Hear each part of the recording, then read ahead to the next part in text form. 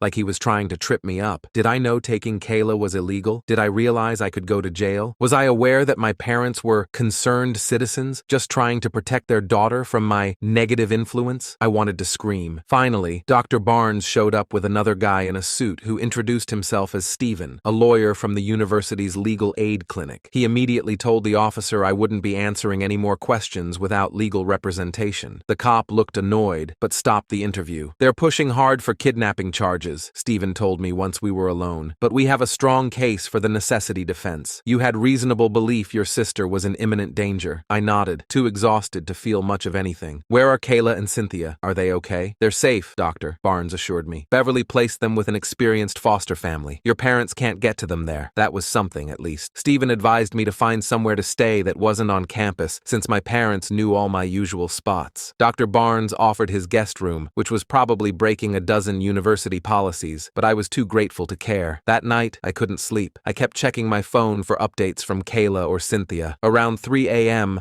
I got a text from a number I didn't recognize. It's Mason. We need to talk. Alone. I almost ignored it. Mason had been my parents' loyal soldier for as long as I could remember, but something made me respond. Why should I trust you? His reply came immediately. Because I'm done being their puppet. Meet me tomorrow at 10. The coffee shop on Elm. I showed the texts to Dr. Barnes in the morning. He thought it might be another trap, but agreed it was worth finding out what Mason wanted. He insisted on driving me there and waiting nearby just in case. The coffee shop was busy with the morning rush when I arrived. Mason was already there, sitting in a corner booth, looking like he hadn't slept in days. His usually perfect hair was a mess, and he was wearing the same clothes as yesterday. You look like shit, I said, as I sat down across from him. He almost smiled. Yeah, well, it's been a rough couple of days. I didn't waste time on small talk. What do you want, Mason? He stared into his coffee for a long moment. I saw the pictures of Kayla. What pictures? The ones she took of her injuries. The CPS worker showed them to me yesterday when they came to interview me. He looked up at me, his eyes red-rimmed. I didn't know it was that bad, Neil. I swear. I wanted to believe him. Part of me even felt sorry for him, but I'd spent too many years watching him choose our parents over us. You knew, I said flatly. Maybe not the details, but you knew what they were capable of. You just didn't care as long as it wasn't happening to you. He flinched like I'd slapped him. That's not fair, isn't it? Where were you when I was getting whipped for spilling juice, or when Kayla was being struck for not ratting out Cynthia? You were downstairs getting praised for being the perfect son. Mason's eyes filled with tears. I was a kid too, Neil. I was just trying to survive, same as you. I almost walked out right then, but something in his expression stopped me. For the first time, I saw genuine remorse in my brother's eyes. Why are you here? I asked again, softer this time. He took a deep breath. They're planning to destroy you. They've already convinced half the family you're mentally unstable. They're telling everyone you manipulated Kayla into making up abuse stories. That sounded exactly like something they would do. And I'm not going to let them do it. Mason pulled out his phone. I have proof they're lying. He showed me a series of text messages between him and our parents from the past few days. Messages where they explicitly discussed their plan to discredit me and regain custody of the twins. Messages where my father talked about teaching Kayla a lesson she'll never forget once they got her back. My hands shook as I scrolled through them. Holy shat, Mason. I know, and there's more. He swiped to his voice memos and played a recording. It was my mother's voice, crystal clear. We just need to convince everyone Neil is crazy. No one will believe him then. We've been laying that groundwork for years anyway. I stared at him in disbelief. Why would you record this? Because I finally realized what they are. He looked down, ashamed. What they made me into. I don't want to be their weapon anymore, Neil. For the first time in my life, I felt like I was seeing the real Mason, not the perfect son my parents had molded. He looked broken and scared, just like the rest of us. Will you testify? I asked. If it comes to that, he nodded without hesitation. I'll do whatever it takes to keep the twins safe and to help you. I texted Stephen right away about Mason's evidence. He called back immediately, saying this could change everything. The texts and recording would be crucial for both the CPS case and getting the potential kidnapping charges dropped. Over the next few days, things moved quickly. The district attorney decided not to pursue kidnapping charges against me after reviewing Mason's evidence. CPS expanded their investigation, interviewing teachers, neighbors, and even distant relatives about our parents' behavior. Cynthia was thriving in foster care, finally free from the constant fear. She texted me daily updates about how nice her foster parents were and how she was sleeping through the night for the first time in years. Kayla was having a harder time adjusting. She kept having nightmares and panic attacks, but at least she was safe. A week after our meeting, Mason called me in a panic. They know I gave you the texts and recording. Dad is furious. He tried to hit me, but I left before he could. I immediately immediately told him to come to Dr. Barnes's house. When he arrived, his cheek was bruised where our father had managed to land a punch before Mason escaped. "Welcome to the club," I said, handing him an ice pack. He gave a hollow laugh. "I deserve that one, for all the times I didn't stop him from hurting you." The next day, we got word that CPS had removed our youngest sister, Cynthia's twin, from the house as well. All 4 of us kids were now safely away from our parents. It felt surreal. Our parents didn't go down without a fight, though. They hired an expensive lawyer who tried to paint me as the family troublemaker who had manipulated my siblings into making false accusations. They brought in relatives who testified about what wonderful parents they were, how they'd never seen any signs of abuse, but they couldn't explain away the photos of Kayla's injuries, or Mason's recordings, or the consistent testimony from all 4 of their children. The judge at the dependency hearing was a no-nonsense woman named Judge Emerson, who saw right through their act. When my mother tried her concerned parent routine, crying about how much she missed her children, the judge cut her off. "Mrs. Mitchell, I've reviewed the evidence in this case thoroughly. The injuries documented on your daughter's body are not consistent with normal discipline. They are consistent with prolonged, severe physical abuse." My mother's face hardened instantly, her tears disappearing like they'd never existed. It was the face we knew from home, cold, angry, calculating. "These children have been given everything," she hissed. "Everything. And this is how they repay us? With lies?" The judge raised an eyebrow. "I think you've just demonstrated exactly why your children are afraid of you, Mrs. Mitchell." In the end, the judge terminated their parental rights to the twins and Cynthia's twin sister. Since Mason and I were adults, we didn't need legal protection, but the judge issued a restraining order preventing our parents from contacting any of us. It should have felt like a victory. We were free from them, finally, but I just felt hollow. 18 years of abuse doesn't disappear with one court ruling. The real work came in the months that followed. We all started therapy, individually and as siblings. Kayla and Cynthia stayed in foster care, but I visited them every week. Mason got an apartment near campus and let me crash on his couch until I could afford my own place. Slowly, we started to heal, to learn what normal families were supposed to be like, to unlearn the toxic lessons our parents had taught us. It wasn't easy. We all had our setbacks. Kayla still flinched whenever someone raised their voice. Cynthia still apologized constantly for the smallest mistakes. Mason still struggled with guilt over his role in our family dynamic, and I still had nightmares about not being able to protect my siblings, but we were getting better, one day at a time. 6 months after the court ruling, I got a text from Thomas, my old roommate. "Dude, you need to see this." He sent a link to a local news article. My parents had moved to a small town 3 states away. They'd joined a church, presenting themselves as a loving couple whose children had been stolen by the system. They'd even started the process to become foster parents themselves, but someone had recognized them from a database of parents with terminated rights. The article included their mugshots. They'd been arrested for trying to falsify their backgrounds to get access to vulnerable children. I showed the article to Mason when he came over that evening. He read it silently, then looked up at me. "They'll never change, will they?" he asked quietly. I shook my head. "Number, but we did, and that was the truth. We'd broken the cycle. We'd escaped. We were building something new together, a real family based on support instead of fear, on protection instead of betrayal." Last weekend, all 5 of us siblings got together at Mason's apartment. We ordered pizza, played stupid board games, and just enjoyed being together without walking on eggshells. At one point, I looked around at my brothers and sisters laughing and arguing over Monopoly, and felt something I hadn't experienced much in my life: peace. Kayla caught me watching them and came to sit beside me. "What are you thinking about?" she asked. I put my arm around her shoulders. "Just that we're going to be okay." She leaned her head against me. "Yeah, we are. It wasn't a perfect ending. We still had a lot of healing to do. But for the first time, I believed we actually had a future worth looking forward to. One where we defined ourselves, not by what our parents had done to us, but by what we chose to do for each other."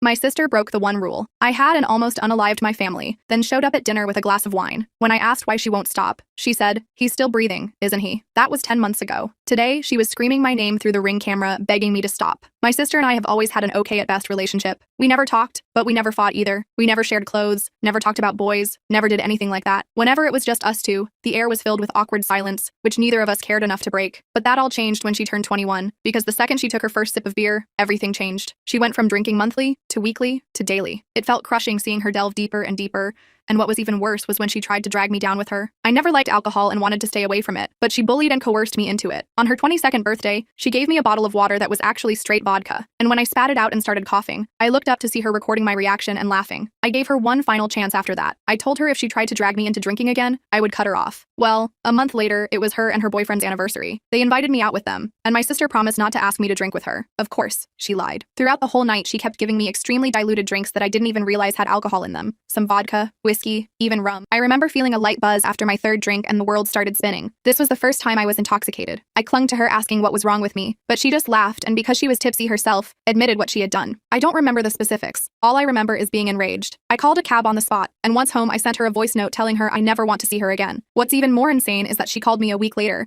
blaming me for ruining her party, because everyone looked at her like she was an eye-hole after finding out why I left. I didn't even respond, just hung up. Life went on without her. I soon met the love of my life. We got engaged, got married. My sister wasn't invited, never even attempted to reach out. But then, coincidentally, when I was pregnant, she sent me a message. She said she saw my Facebook post about having a baby with my husband on one of her friends' accounts, and seeing it made her realize nothing is more important than family. She apologized and begged for another chance. I was very reluctant, but eventually agreed. We met up for coffee at a little brunch spot, and even though she was nice and apologetic, she still had 3 glasses of wine, which let me know she was still drinking regularly. I asked about it, and she said alcohol was a part of her life she never wishes to give up, but she did promise that if let her back into my life, she'd never drag me into drinking again. I thought long and hard about it, and I agreed. I wasn't sure what to expect, but everything actually went fine. She respected my boundaries, never asked me to drink, and never got more than tipsy in front of me. But then last week she came over to my house, and that was when I realized resuming contact with her was the worst thing I could have done. This was the first time I'd let her come over after my baby's birth. I had warned her that she wasn't allowed to go near the baby if she drank, and she told me that was no problem. I still had a bad gut feeling about it, but the last year gave me good reason to trust her, so I pushed my worries away. But then she came over with 2 bottles of wine. We all had a pleasant chat, and even my husband had a glass. I, however, did not drink. My sister almost finished the 2 entire bottles herself and was quite hammered. Still, the evening was going okay, but then she asked to use the bathroom. I pointed her upstairs, and after waiting a few minutes, I went to check on her to make sure she wasn't getting sick. But when I went up, she wasn't in the bathroom.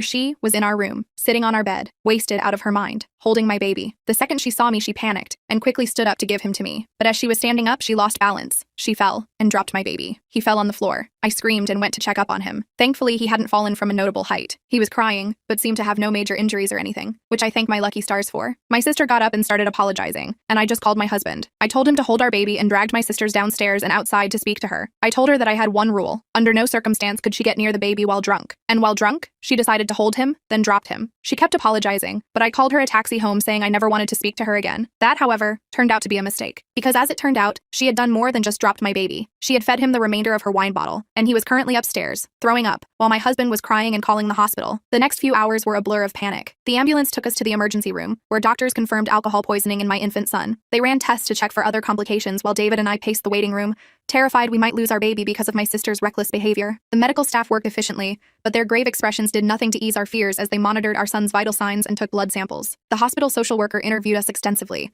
looking suspicious when we explained how our son had ingested alcohol. I could see in her eyes that she thought we might be covering something up. They started a mandatory child welfare investigation, making us feel like criminals when we were the victims. We had to answer the same questions repeatedly, describing the incident in excruciating detail while our baby received treatment in another room. I tried calling Megan repeatedly during this nightmare, but she wouldn't answer. Texts went unread, voicemails unheard. She had simply vanished after the ambulance took us away. David had made her leave our house, but we expected at least a call to check if Jackson was all right. Her complete disappearance only confirmed that deep down, she knew the gravity of what she'd done. After an agonizing night at the hospital, the doctors finally told us Jackson would be okay. There was no permanent damage detected, though they warned us that even small amounts of alcohol could potentially cause developmental issues that might not be immediately apparent. We'd need to monitor him closely and bring him for follow-up appointments. The relief nearly buckled my knees, and David and I clung to each other, sobbing with gratitude that our son had escaped serious harm. When we brought Jackson home the next day, I was filled with equal parts relief and rage. My sister had endangered my child's life and then disappeared without taking any responsibility. That afternoon, while Jackson napped under David's watchful eye, I drove to Megan's apartment, running on adrenaline and no sleep. My knuckles were white on the steering wheel as I rehearsed what I would say, determined to make her understand the consequences of her actions. I pounded on her door until her boyfriend Thomas answered, looking hungover and confused. He claimed Megan wasn't there and hadn't come home last night after visiting us. I showed him photos of Jackson in the hospital and explained what happened. The color drained from his face. His shock seemed genuine, suggesting Megan hadn't even told him what had transpired. She's been getting worse, he admitted, drinking more than ever. I've tried to help, but you make excuses for her. I finished his sentence. You're enabling her, and she almost killed my baby yesterday. The words came out sharp and clear, cutting through whatever defense he might have been preparing. He denied this, saying she'd been through tough times that I didn't understand. I lost it then, telling him exactly what I thought of both of them. Before leaving, I made it crystal clear. If either of them came near my family again, I'd have them arrested. His stammered apologies followed me down the hallway, but they meant nothing compared to my baby's safety. Back home, I found David holding Jackson, who was thankfully sleeping peacefully. We agreed immediately. My sister was permanently cut from our lives. We blocked her number, social media accounts, and email addresses. We installed a simple security camera at our front door. We documented everything that had happened for potential legal action if necessary. The decisions came easily. Our son's safety was non-negotiable. For a week, we focused solely on Jackson's recovery, taking turns monitoring him day and night. He seemed to be bouncing back well, showing no lasting effects from the ordeal. We were just starting to breathe easier when my phone exploded with messages from relatives. Megan had posted a tearful, clearly intoxicated video online claiming I was keeping her from her nephew out of spite. She described herself as a loving aunt who made one tiny mistake and was now being cruelly punished. The video had prompted a flood of family members to contact me,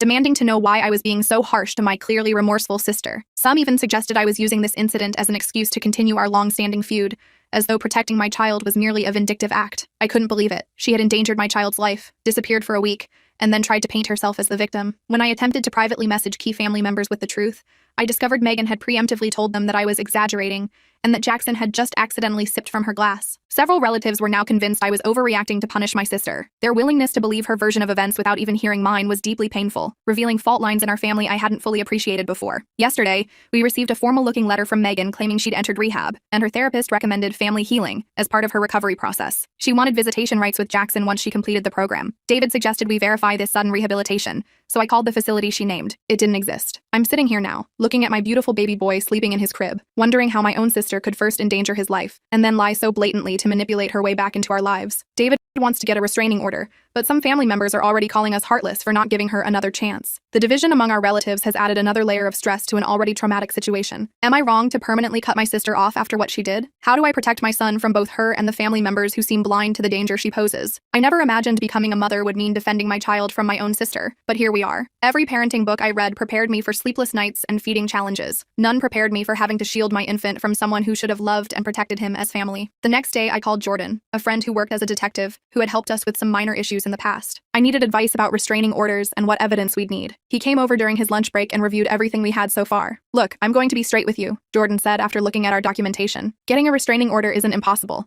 but judges typically need more than one incident to establish a pattern of behavior. I showed him the fake rehab letter, the social media posts, and played the drunken video Megan had posted. His expression grew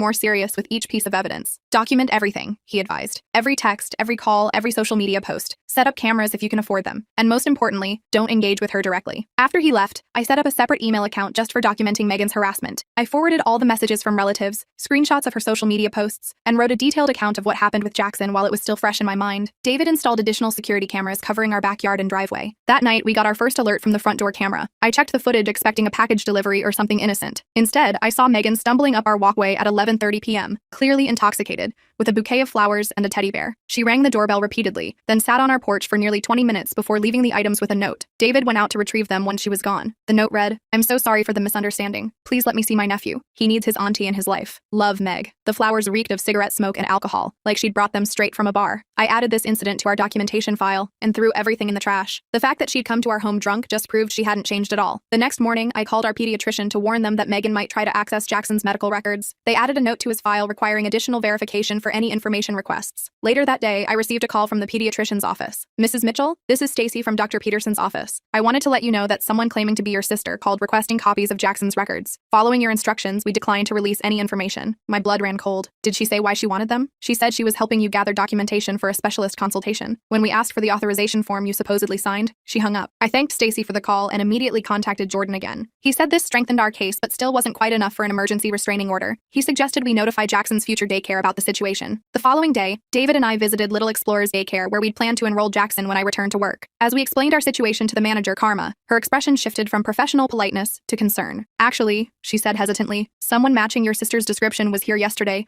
asking about enrollment procedures. She said she was thinking of registering her nephew and wanted to tour the facility." The realization that Megan was tracking our movements so closely made me physically ill. We showed Karma a photo of Megan and she confirmed it was the same person. We immediately decided against using that daycare and began researching home-based nanny options instead. That weekend, my mother called to invite us to Sunday dinner. "Dad and I miss you all so much," she said. We promise Megan won't be there. We just want to see our grandson and talk through everything calmly. After discussing it with David, we cautiously agreed. This would be the first time my parents had seen Jackson since the incident, and despite everything, I didn't want to deprive them of a relationship with their grandson if Megan truly wouldn't be present. We arrived at my parents' house around 4 p.m. Mom greeted us with teary hugs, cooing over Jackson, who was awake and alert in his carrier. Dad gave David a firm handshake and kissed my cheek. Everything seemed normal as we settled in the living room, Jackson on a blanket for tummy time while Mom brought out coffee and cookies. Then I heard it, the unmistakable sound of my sister's laugh coming from the kitchen. My whole body tensed. Who else is here? I asked, though I already knew the answer. Before Mom could respond, Megan walked in from the kitchen holding a glass of wine. Surprise, she said with a smile that didn't reach her eyes. I thought we could finally talk things out. I didn't say a word. I simply picked up Jackson, grabbed the diaper bag, and walked straight to the door. I heard David behind me saying something to my parents about trust being broken, but I was already strapping Jackson into his car seat, my hands shaking with anger and betrayal. I drove home alone while David stayed behind to confront my parents about their deception. When he returned an hour later, his expression was grim. They admitted they set up the whole thing, he said, pacing our living room. They thought if they could just get us all in the same room, we'd talk it out, and everything would be fixed. Did they say anything else? Yeah, and you're not going to like it. Megan's been living with them for the past 3 weeks. Apparently Thomas kicked her out after learning what she did to Jackson. I felt like I'd been punched in the stomach. My parents had lied to our faces while harboring the person who had endangered their own grandson. The depth of their betrayal was incomprehensible to me. I cried that night for the family I thought I had, while David held me and promised we'd get through this together. The next morning, I sent a simple text to my parents. We need space from all of you right now. Please respect that. Then I blocked their numbers. David did the same. We needed time to process this betrayal and figure out our next steps without the constant pressure from my family. For a few days, things were quiet. We settled into a routine with Jackson, who was thriving despite everything. I focused on enjoying my maternity leave with him, trying to put the Megan situation out of my mind as much as possible. David returned to work, though he called to check in more frequently than before. On Thursday, I decided to venture out to the grocery store with Jackson. It was our first trip out together that wasn't a doctor's appointment, and I was feeling confident as a new mom. I put Jackson in his carrier, which I placed securely in the shopping cart, and began making my way through the store. I was in the produce section selecting apples when I felt that unmistakable sensation of being watched. I turned to see Megan at the end of the aisle,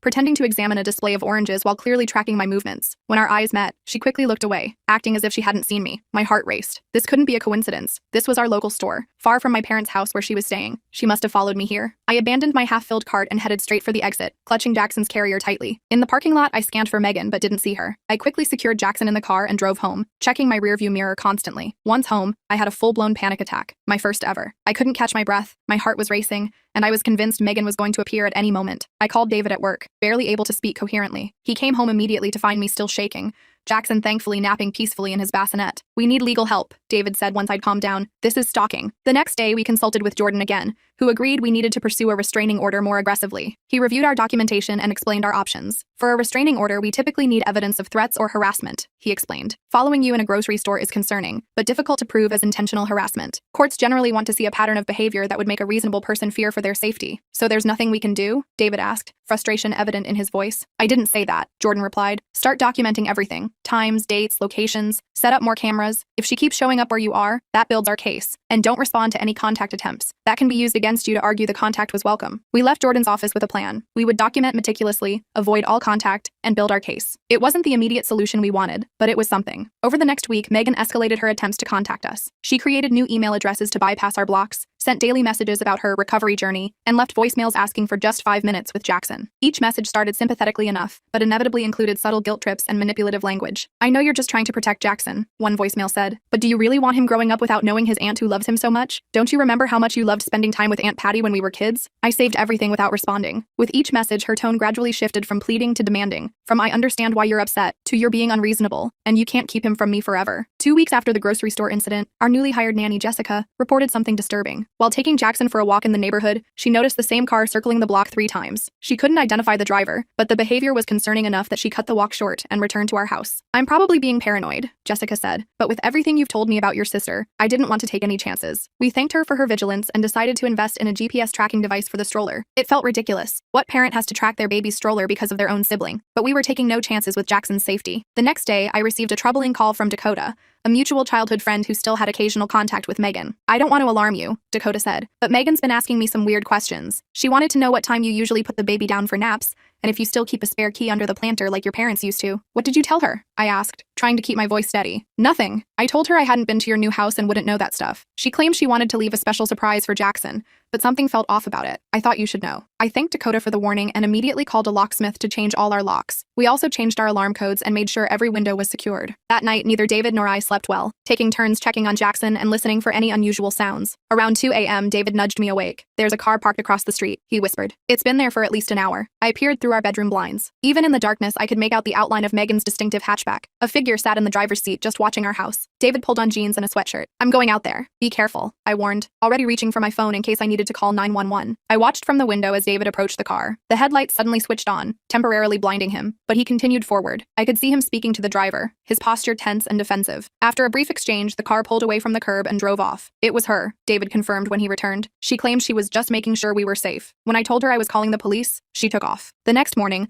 we took this new evidence to Jordan, who agreed we finally had enough for a temporary restraining order. We filed the paperwork that day, and the order was granted within hours. Megan was now legally prohibited from coming within 500 feet of us, our home, or Jackson's doctor's office. For about a week, the restraining order seemed to work. We didn't see Megan's car, receive any messages from unknown accounts, or notice anyone following us. We began to relax slightly, thinking perhaps the legal action had finally gotten through to her. Then I discovered something horrifying. While checking Instagram one evening, I stumbled across a mommy blog account using photos of Jackson. The account was called Auntie's Adventures and featured dozens of my Facebook photos of Jackson with captions like, "My precious nephew growing so fast," and "Can't wait for our next cuddle session." I dug deeper and found 3 more fake accounts across different platforms, all using stolen photos of my son and pretending to have a relationship with him. One even included fabricated stories about babysitting adventures and special auntie and nephew moments that never happened. I spent hours reporting these accounts and adjusting our privacy settings to lock down all our personal information. David contacted Jordan about this new development, but since Megan hadn't directly contacted us or approached us physically, the fake accounts didn't technically violate the restraining order. The stress was taking a toll on both of us. David suggested we start therapy to help deal with the constant anxiety and hypervigilance we were living with. We found a therapist specializing in family trauma and scheduled our first session for the following week. During that first therapy session with Dr. William, we took turns explaining the situation, from the initial incident with Jackson to the ongoing stalking behavior. Dr. William was validating and supportive, helping us understand that our reactions were normal given the circumstances. Halfway through the session, David's phone rang. He apologized and moved to silence it, but then saw it was our neighbor calling. He answered, listened for a moment, then his face went pale. "We need to go," he said, already standing. "Someone broke into our house." We rushed home to find 2 police officers in our driveway. Our neighbor had called 911 after noticing our side door standing open. The officers had cleared the house and found no one inside, but invited us to check if anything was missing. Everything in the living room and kitchen appeared untouched. Our electronics, jewelry, and other valuables were all in place. But when we reached Jackson's nursery, I stopped dead in my tracks. On the changing table sat a large gift basket wrapped in cellophane with a pink bow. Inside were baby clothes, toys, and a card signed, "With love from Auntie Megan." But something was wrong. I approached the basket cautiously and detected a strong smell of wine. When David carefully unwrapped it, we discovered all the baby clothes were soaked in red wine. The card inside read, "Since you won't let me see him, I thought I'd send something for him to remember me by. Blood is thicker than water, but wine leaves a stronger stain." The police documented everything and took the basket as evidence. They explained that since nothing was damaged or stolen, and Megan had left before they arrived,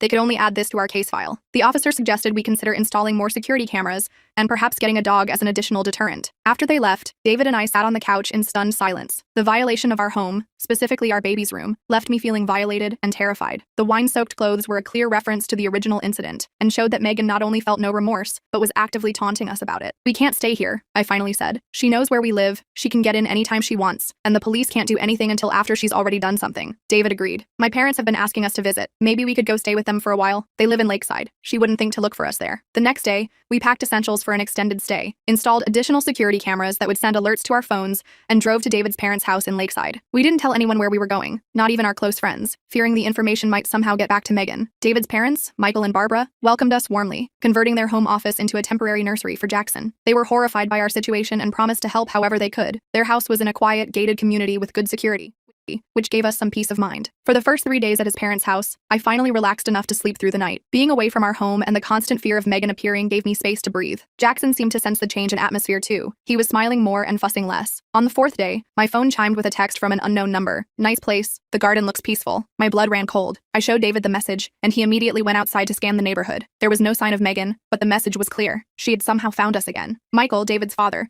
was a retired security specialist who had worked for various corporations. When we showed him the text, he immediately immediately went into professional mode, helping us secure the house further and coaching us on safety protocols. No established routines, he advised. Vary your schedules, the times you come and go, different routes if you drive anywhere, and absolutely no social media updates, not even private ones. We followed his advice religiously, but Megan still managed to extend her reach. She somehow obtained David's parents' phone numbers and began calling them with elaborate stories about me keeping her from her only nephew. When that didn't work, she moved on to his extended family, forcing us to have uncomfortable conversations with aunts, uncles, and cousins, explaining why a woman they'd never met was contacting them about our baby. Meanwhile, the court date for our permanent restraining order was approaching. We gathered all our evidence, the hospital records, police reports, photographs of the wine-soaked baby clothes, records of the fake social media accounts, and statements from witnesses like Dakota and Jessica. Jordan was confident we had a strong case. The day before the hearing, we received notice that Megan had hired her own attorney, a surprisingly high-profile lawyer known for aggressive tactics. How she afforded him, I had no idea, but his involvement raised the stakes significantly. In court, I presented our case as calmly and factually as I could, despite my nerves. I detailed how Megan had endangered Jackson by giving him alcohol,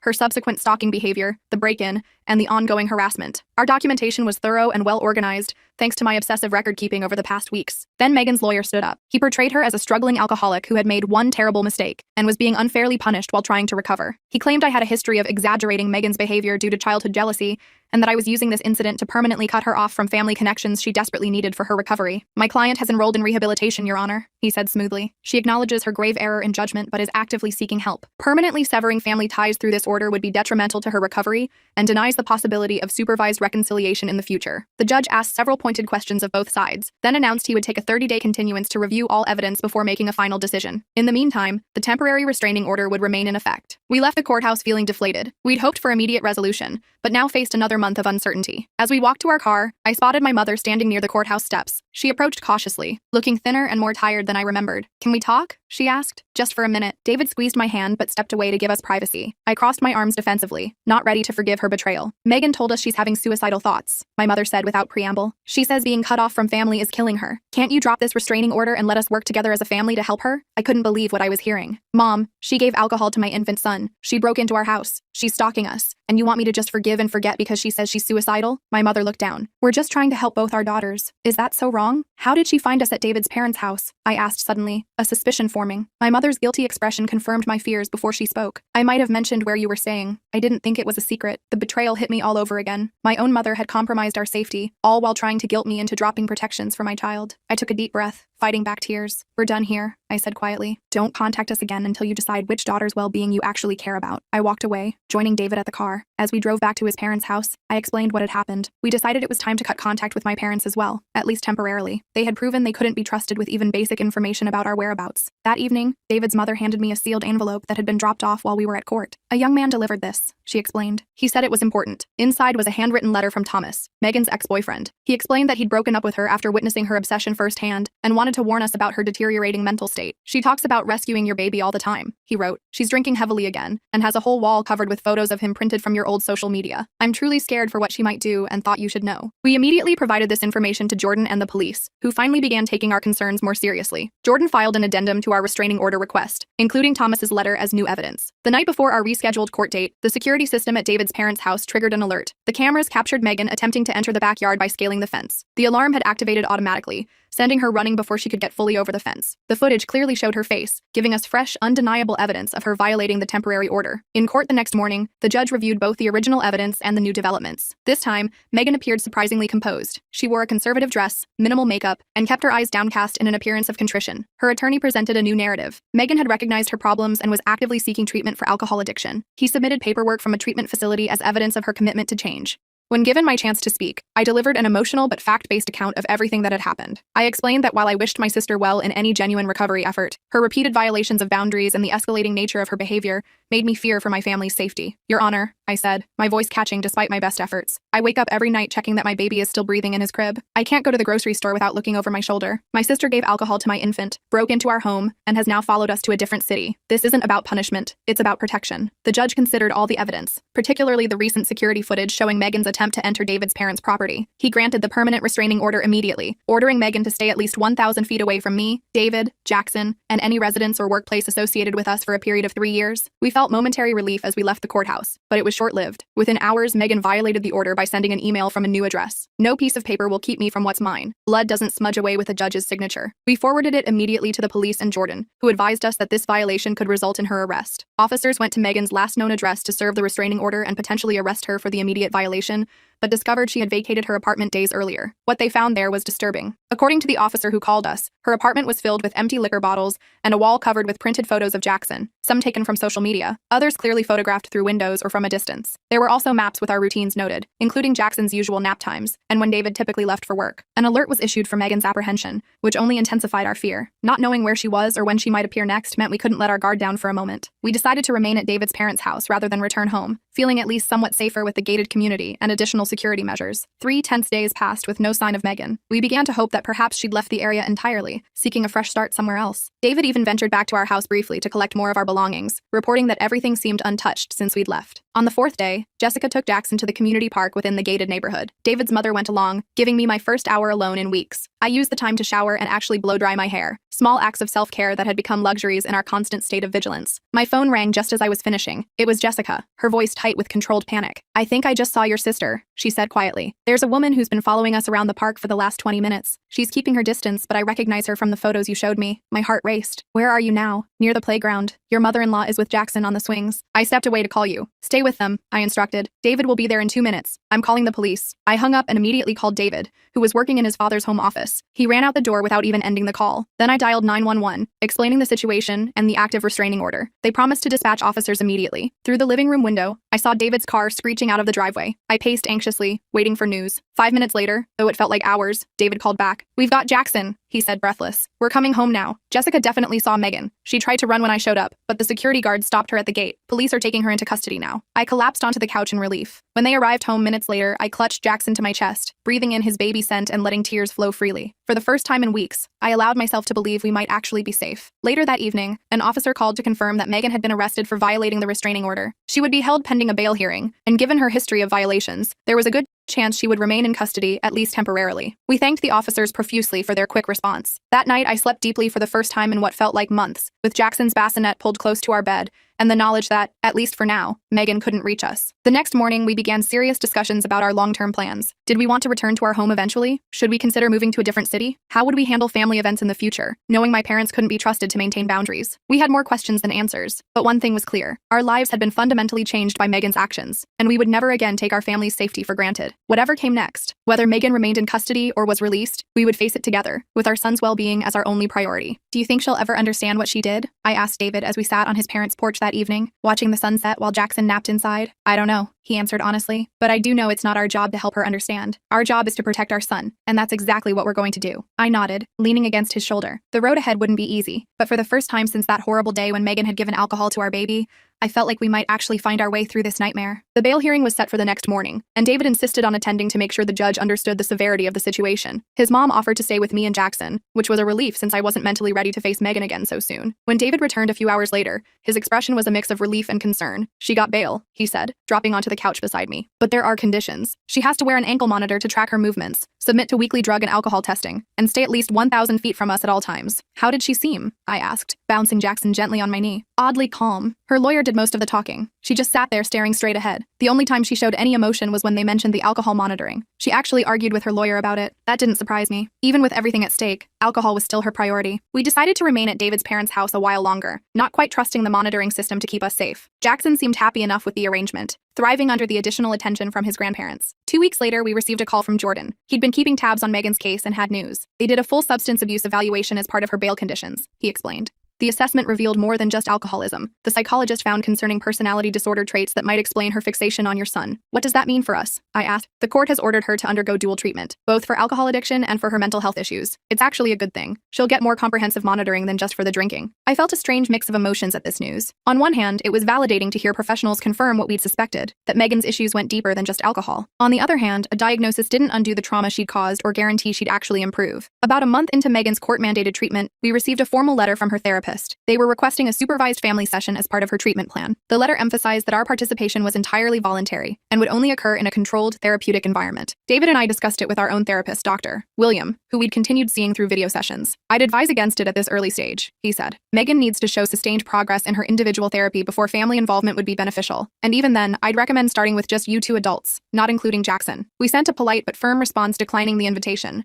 explaining that we weren't ready for direct contact. To our surprise, the therapist responded with understanding, saying they would continue working with Megan individually and might reach out again in the future if appropriate. Around this time, my parents made another attempt at reconciliation. My father called David's cell phone, knowing I probably wouldn't answer if they tried me directly. "Please just listen," Dad said when David reluctantly put him on speaker. "Your mother and I have been doing a lot of thinking. We spoke with Megan's doctors too. We understand now that we've been enabling her behavior for years, making excuses instead of holding her accountable. That's great, but it's a little late," I replied, not bothering to hide the bitterness in my voice. "We know," Mom chimed in, apparently also on the call. "We failed both our daughters. We failed you by not protecting you from her behavior, and we failed her by not getting her help sooner. But she is truly changing this time. The doctors say her progress is remarkable." I sighed, hope and disappointment. Even if that's true, protecting Jackson comes before anyone's feelings, including yours, including hers, and including mine. There was silence on the other end, then my father's voice, softer now. "We understand that. For the first time, I think we really do." I didn't make any promises, but I did agree to let them continue receiving updates about Jackson through email and photos. It was a small concession that cost me nothing but might help rebuild some kind of relationship eventually. Still, I made it clear that any information shared with Megan would result in immediate cutting of communication again. 6 months passed with relative calm. According to reports from her treatment facility, Megan was complying with all requirements. She attended therapy sessions, maintained sobriety, verified by testing, and hadn't violated the restraining order or monitoring conditions. We gradually settled into a new normal, eventually returning to our own home after installing a comprehensive security system that would make a bank vault jealous. Then a formally worded letter arrived, delivered through her therapist as allowed by the court. In it, Megan acknowledged her actions without excuses or manipulation. She expressed remorse for endangering Jackson and for the subsequent stalking behavior. She didn't ask for forgiveness or access to Jackson, just acknowledged the harm she had caused and her commitment to recovery. I read it several times, analyzing every word for hidden manipulation or guilt trips. Finding none, I showed it to David. "What do you think?" he asked. "I don't know," I admitted. "It seems genuine, but we've been fooled before. I'm not ready to respond, but I won't throw it away either." We decided to acknowledge receipt of the letter through her therapist, but maintained our position that direct contact wasn't currently on the table. The therapist continued sending occasional updates, all indicating significant improvements in both Megan's sobriety and understanding of boundaries. I remained cautious, insisting on concrete evidence of change. Over an extended period before considering any kind of reconciliation, we agreed to receive updates but refused direct contact until she demonstrated at least 1 year of stability. It was a hard line, but one David fully supported. Some family members called us stubborn, but they hadn't lived through what we had. 14 months after Megan's arrest, her therapist reached out again, proposing a carefully controlled meeting in their office. The idea sent me into an anxiety spiral. Despite all evidence of Megan's progress, the thought of facing her brought back all the fear and trauma. David suggested a compromise. "What about a video session first? That way we could disconnect immediately if things went south." It seemed like a reasonable middle ground. We scheduled the session for the following week, with her therapist moderating and our therapist, Dr. William, joining to support us. When Megan's face appeared on the screen, I was struck by how different she looked. Her complexion was clearer, her eyes brighter and more focused. The slightly bloated appearance that comes with heavy drinking was gone. She seemed genuinely transformed. "Thank you for agreeing to this," she began. "I know it couldn't have been an easy decision." For the next hour, she spoke candidly about her recovery journey. She acknowledged the harm she'd caused without excuses, taking full responsibility for her actions. She talked about the work she'd done to understand the roots of her alcoholism and her unhealthy fixation on Jackson. "I was trying to fill an emptiness inside me," she explained. "When you got pregnant, I convinced myself being an aunt would give me purpose. Then when you rightfully kept me away after what I did, that obsession just grew." I listened silently, monitoring my own emotional reactions while trying to assess her sincerity. "I hope someday I can be an aunt to Jackson in whatever capacity you deem appropriate," she said toward the end of the session. "But I understand that may never happen, and that's a consequence of my actions that I have to accept." That comment triggered my protective instincts. "I appreciate your progress," I said carefully, "but I need to be very clear. Access to my child is not on the table in any foreseeable future. Any relationship we might rebuild would be between us as sisters only." To my surprise, she nodded without argument. "I understand completely. That's a totally reasonable boundary." After several more video sessions over the course of 2 months, we cautiously agreed to an in-person meeting at her therapist's office. When Megan arrived, she was carrying a gift bag. "This is for Jackson," she said, holding it out. I immediately stiffened, thinking of the wine-soaked clothes from before. "We discussed no gifts," I reminded her.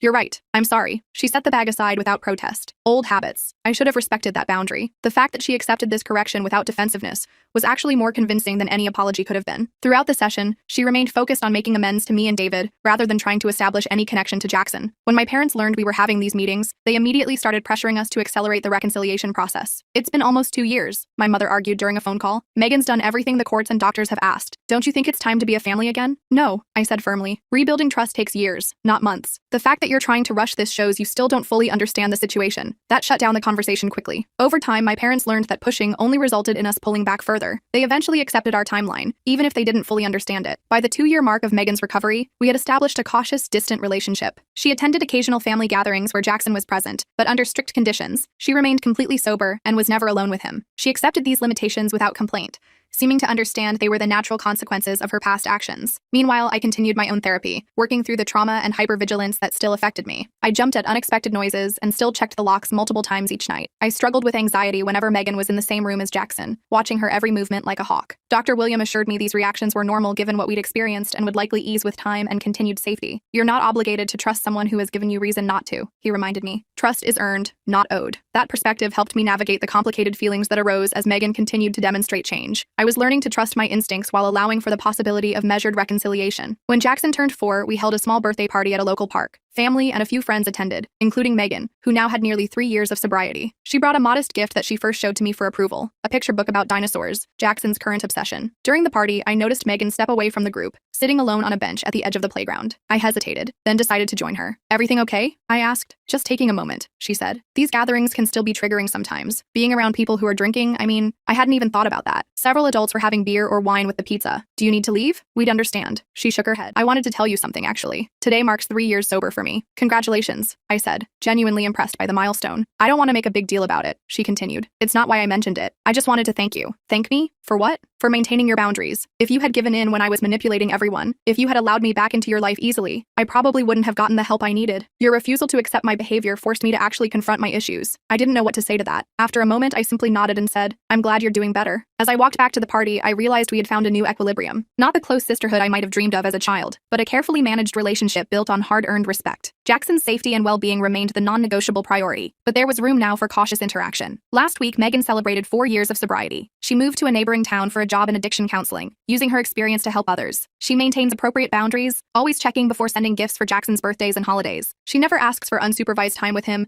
and respects our parenting decisions without question. Sometimes I catch myself watching her interact with Jackson during family gatherings, him showing her his latest Lego creation, her responding with appropriate interest. In those moments, I feel a complex mix of emotions, lingering wariness, sadness for what might have been in a different reality, but also a measured appreciation for the work she's done to change. Jackson knows a simplified version of our history. We explained that Auntie Megan was very sick when he was a baby and made some bad choices that meant she couldn't see him for a long time. He accepts this with the straightforward logic of children, neither particularly attached to her nor afraid of her. As for me, I've come to accept that some wounds never fully heal. I doubt I'll ever completely relax when Megan is around Jackson. I'll probably always have that instinctive urge to move closer when she interacts with him, but the acute fear has subsided, replaced by a vigilant caution that feels manageable.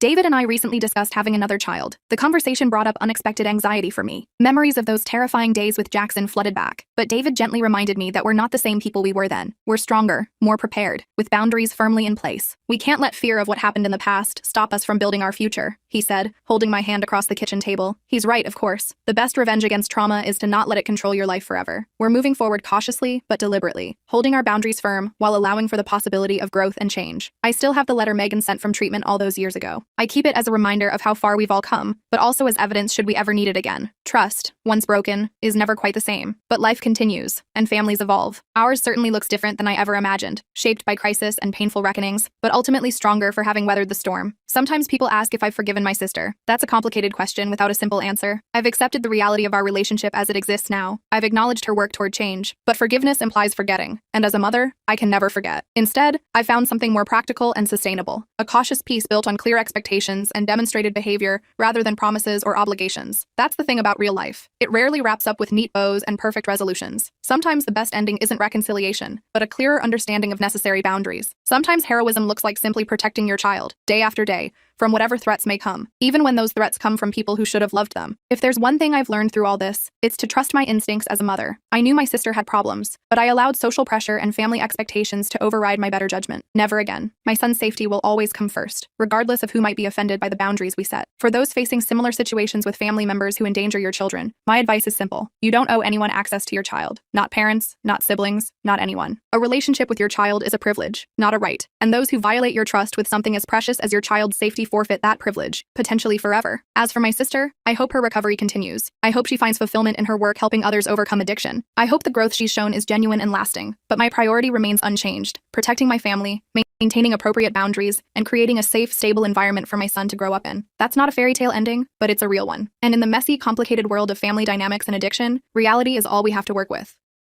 My thieving sister-in-law stole my family heirloom earrings, then assaulted me, so I had her arrested and pressed charges. My entire family sided with her, and my brother started fabricating evidence to try prove that she was innocent. My brother and sister-in-law had come over to visit my parents, and during dinner I confronted my SIL about how she stole from me. I asked her where my great-grandmother's earrings were, and took out the security camera that I kept in my room. I played the footage, which showed her sneaking into my room and going through my drawers, then taking them. My brother was the first to respond that she did it for a good cause. I asked what this cause was, and she said she pawned them so they could have more money for the wedding. I instantly lost it. I called her a thieving bitch and told my parents, who were staying silent, to call the cops as I'm pressing charges. "Oh no, you're not," my sister-in-law responded, before walking over and slapping me. She then started pulling my hair and screaming. She even picked up a glass and smashed it over my head, causing red to start pouring out of me. While this was happening, I saw my mother in the living room dialing 911. The police arrived quickly, and when they saw my wounds, they asked what was going on. I started explaining to the police what had happened, but my sister-in-law was saying everything she could to stop them from doing so. This got the cops suspicious, and they asked to see the footage. When they saw it, they didn't need much more convincing. Emily was arrested right then and there in front of the entire family. I was sort of satisfied. You see, Emily was the kind of person who would do anything to be the center of attention, especially when it came to celebrations. She had this obsession with always wanting everything to be bigger, better, and more extravagant than anyone else's. In her mind, she was like some kind of modern-day Daisy Buchanan from The Great Gatsby, floating around in luxury and hosting these jaw-dropping events where she was the star. But Emily didn't have the money to support her fantasies. She and my brother David were constantly living beyond their means. When she was planning the reception, she talked about it as if it were the biggest event of the year. She was determined to have the most stunning venue, the most expensive flowers, and the best catering no matter the cost. She was known to max out credit cards, take out loans, and do anything to satisfy that desire for validation. And even though David knew they were drowning in debt, he still enabled her fantasies. David had always been the type to make poor choices when it came to women. His relationships were consistently with girls who cared more about material possessions over meaningful connections, and he had a habit of chasing after women who seemed perfect on the surface but were hollow underneath. Emily was no different. She had charm, but her fixation on luxury and status was obvious even before they got married. David saw it too, but he chose to ignore it. He had convinced himself that Emily's need for material things wasn't as bad as it seemed. David never believed he could do better than her. Emily's constant obsession with her appearance was everything David had fallen for before, yet he still went through with the proposal. I assumed he thought that maybe this time would be different. David's fear of being alone or not finding someone better pushed him to overlook the flaws that everyone else could see. So when Emily sold the earrings and got arrested after our fight, David reacted exactly as expected. That very night, he bailed her out of jail without hesitation. It didn't matter to him that Emily had betrayed the family's trust. David's loyalty to her was solid, so much so that he had convinced himself that she wasn't in the wrong. David came to me later that night, furious. He accused me of overreacting, said I was blowing everything out of proportion. Earrings weren't worth much anyway. He said Emily was desperate because they needed money for their wedding reception, and it wasn't a big deal since she was now part of the family. He said she had every right to have those earrings as we did. I lost it. I told him that the earrings weren't about the money. They were about family. I was heartbroken that my own brother couldn't see why this hurt me so much. On top of that, she assaulted me. And she's lucky I'm only pressing charges for the theft, and not for that too. Instead of understanding, however, he started spinning the situation in his favor, telling the family I was being dramatic, that I'd always been jealous of Emily, and that I was just trying to start drama. He even had the nerve to tell some of our extended family that I had given Emily the earrings as a wedding gift. My parents, who had been so supportive at the beginning, started to question everything. David has always been the golden child since he was the youngest sibling, so it wasn't hard for him to twist their perception of me. He played the loyal husband card, saying he was just standing up for his wife. A few days later, my phone rang, and I saw it was my mom. I almost didn't pick up. I knew exactly what was coming, but I did. I could hear the exhaustion in her voice the second she started talking. First, there was that hesitant small talk, the kind where you can tell they're just trying to find the right moment to bring up the real reason for the call. Finally, she got to it and told me she had talked to David and that he had told her her the truth. She said it was really disappointing to hear, and the situation upset all of them. I didn't say anything, just let her talk. I knew David had gotten to her. I could already tell from the tone of her voice that she believed him, or at least enough of his side to think I had some responsibility in all of this. She kept going, saying how the whole situation had gotten out of hand, and then she told me that I should apologize to Emily. She said if we talked things through, it could help heal the family. I couldn't believe what I was hearing. Apologize to Emily for getting slapped and having a glass broken over me after I confronted her for stealing from me, for her selling our family heirloom? My chest tightened as I realized what this was really about. My mom wasn't thinking about me. She was thinking about how all of this looked. She was more worried about smoothing things over than about what actually happened. I hung up the phone. Soon enough, half the family was taking his side while the other half stood by me. I couldn't believe it. My own family was turning against me, all because of my brother's lies. I was heartbroken. So I decided to press charges against Emily. I wasn't going to let her walk away scot-free. If my brother wanted to protect his wife at all costs, fine. But I wasn't about to let them gaslight me into thinking I was wrong. It was theft, plain and simple. David wasted no time in twisting the situation to protect Emily. The moment I pressed charges, he began telling anyone who would listen that I was only after the money, and that I had blown the whole thing out of proportion because I was jealous of Emily. According to him, I'd always been jealous of her, of their relationship, and that's why I was making a big deal out of a pair of earrings. I heard through the family grapevine that he'd been calling up relatives and told them that I got Emily put in jail because I couldn't fathom my younger brother marrying someone as good as Emily since I hadn't met my person yet. He painted me as some kind of greedy, vengeful sister who couldn't stand to see him happy. It didn't take long for people to start believing his lies. Suddenly, family members who had been supportive started questioning me, asking if maybe I was being too harsh and if pressing charges was really necessary. I knew I couldn't face this legal battle alone, so I hired a lawyer. I thought the evidence would be straightforward, especially with the security footage and the undeniable fact that the earrings had been sold. But I underestimated just how far David would go to protect his wife. As soon as the legal process began, David started working to sabotage me. My lawyer informed me that David had gone a step further. He was bribing people, trying to get them to testify against me. He paid off a couple of distant family members to say that they had heard me say I didn't care about the earrings, and that I had casually handed them over to Emily as a gift for her wedding. It was a complete lie, but the sheer audacity of it left me reeling. He did everything in his power to discredit me. The people he bribed were willing to go on record and speak false testimonies that threatened to weaken my entire case. It didn't take long for my lawyer to pick up on the fact that something wasn't right. The worst came when David submitted supposed evidence to the court and fabricated text messages between me and Emily. My lawyer showed me the screenshots, and I felt my stomach drop. They looked like something I might have actually sent. In the messages, it seemed like I was telling Emily she could borrow the earrings whenever she wanted. One of the texts even went as far as to say, "You can keep them if you like." I had no idea how David had managed to create something like this, but it was clear he was going to stop at nothing to protect Emily. But it didn't stop there. My lawyer managed to track down one of the relatives who came to testify, and they admitted, off the record, that David had pressured them to lie. He'd paid them to say that I didn't care about the earrings, that I had practically handed them over to Emily without a second thought. It wasn't just about winning the legal battle for David. It was about making me out to be the villain. Every new jab David threw reminded me that my brother would rather see me fail than admit that his wife had done something wrong. On the day of the trial, the air felt thick. I entered the courtroom knowing this was the moment when everything would come to light. My lawyer presented our case. He showed the security footage of Emily sneaking into the room, the documents proving the sale of the earrings, and all the evidence of her theft. But then, as the witnesses were called to the stand,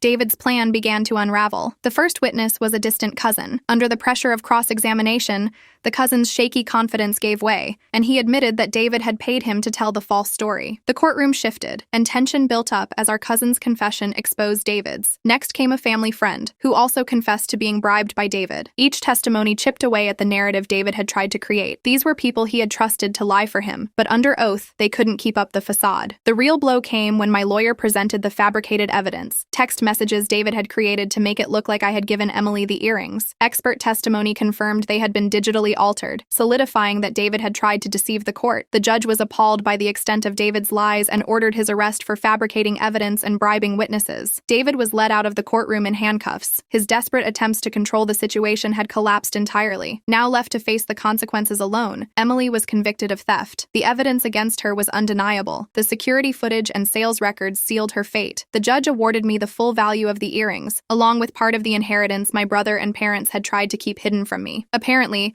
There had been more money left to me by my grandmother, but David and my parents had decided to manage it without telling me. There was a small trust fund meant for me, but instead of being transparent, my family kept it from me. David, being the more responsible one in their eyes, had been managing it, or more accurately, blowing through it. He'd used part of it for his own expenses and hid the rest, figuring I'd never notice. That was the final blow. My parents, who had taken David and Emily's side, had to face the fact that they had been backing the wrong people. Walking out of that courtroom and seeing my mom's face absolutely wrecked me. For months, she'd been the one trying to keep everything together. When Emily went to jail after the fight, my mom was more worried about saving face than anything else. But seeing her now, after David got arrested for everything he'd done, hit me hard. She looked like she'd been gutted. She'd been holding on to this hope that things could go back to normal. But now, with David being led away in handcuffs, she was staring down the fact that her son was actually going to prison. I couldn't help but feel bad for her. Once the legal dust settled, the trust was finally transferred over to me. At first, it felt weird, like the money was tainted by everything that had happened. But after all the chaos, I knew I needed to get away. So I used part of that inheritance to get as far away from it all as possible. I booked a vacation to the Cayman Islands. I figured if I was going to use this money for anything, it might as well be to find some peace for myself. The Cayman Islands was as far away from the mess as I could possibly get. I found it ironic that the same inheritance that David tried to keep from me was being used as my vacation money while he was going to spend years in a cell. Once I arrived, it was like I could finally exhale. For the first time in what felt like forever, I wasn't constantly thinking about the trial or my broken family. It was just me, the ocean, and a chance to finally process everything that had happened. I swam, I read, I laid in the sun, and for a little while, it was just about me. Now David is in prison, Emily's reputation is in ruins, and my relationship with my family is complicated. I've cut ties with my brother completely. My parents are trying to make amends, but it's hard to forgive them for how they treated me during this whole ordeal.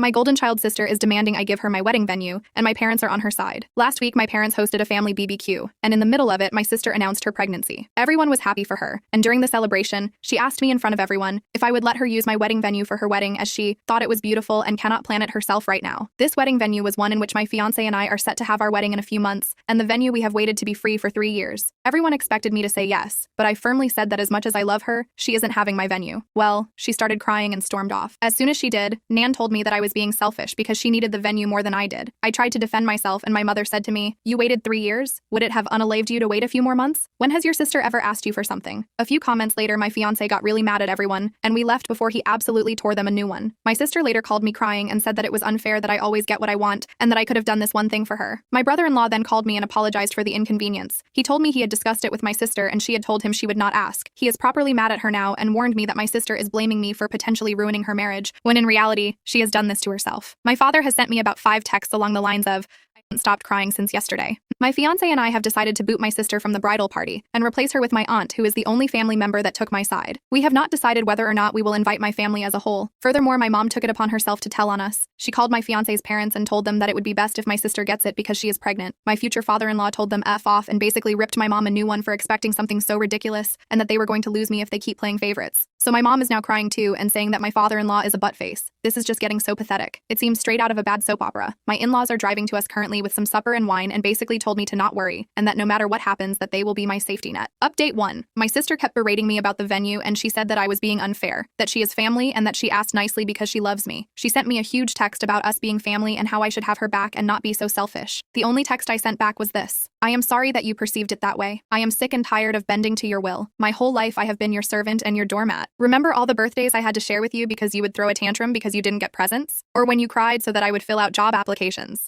For you because you were literally too lazy to write your own CV? And mom supported you in doing that. But the thing that has hurt me most till now is when you ruined my graduation. Remember how you said it wasn't unfair I was getting the entire spotlight and you wanted in on the celebration? So you took it upon yourself to wear the most expensive dress our parents could buy you, how you made a cake for yourself and hung up balloons for yourself too, insisted to be included in every picture I took. I am done. I admit that I also spoiled you, but I will not any longer. If you want to marry so badly before your baby is born, then you could look at a different hotel that offers last-minute weddings. I have spent too much time planning my wedding to gift it to you, and if you want to ruin our relationship over this, then go ahead. I will sleep sound and safe knowing that it wasn't my fault. She only sent me a "wow, you must love me so very much," and blocked me. She unblocked me this morning to send me this: "Wedding planner. Hello dear, I got the message from your mother and will proceed with the rebooking of the venue on the spot. However, this will have extra costs as we have to change the names on the contract.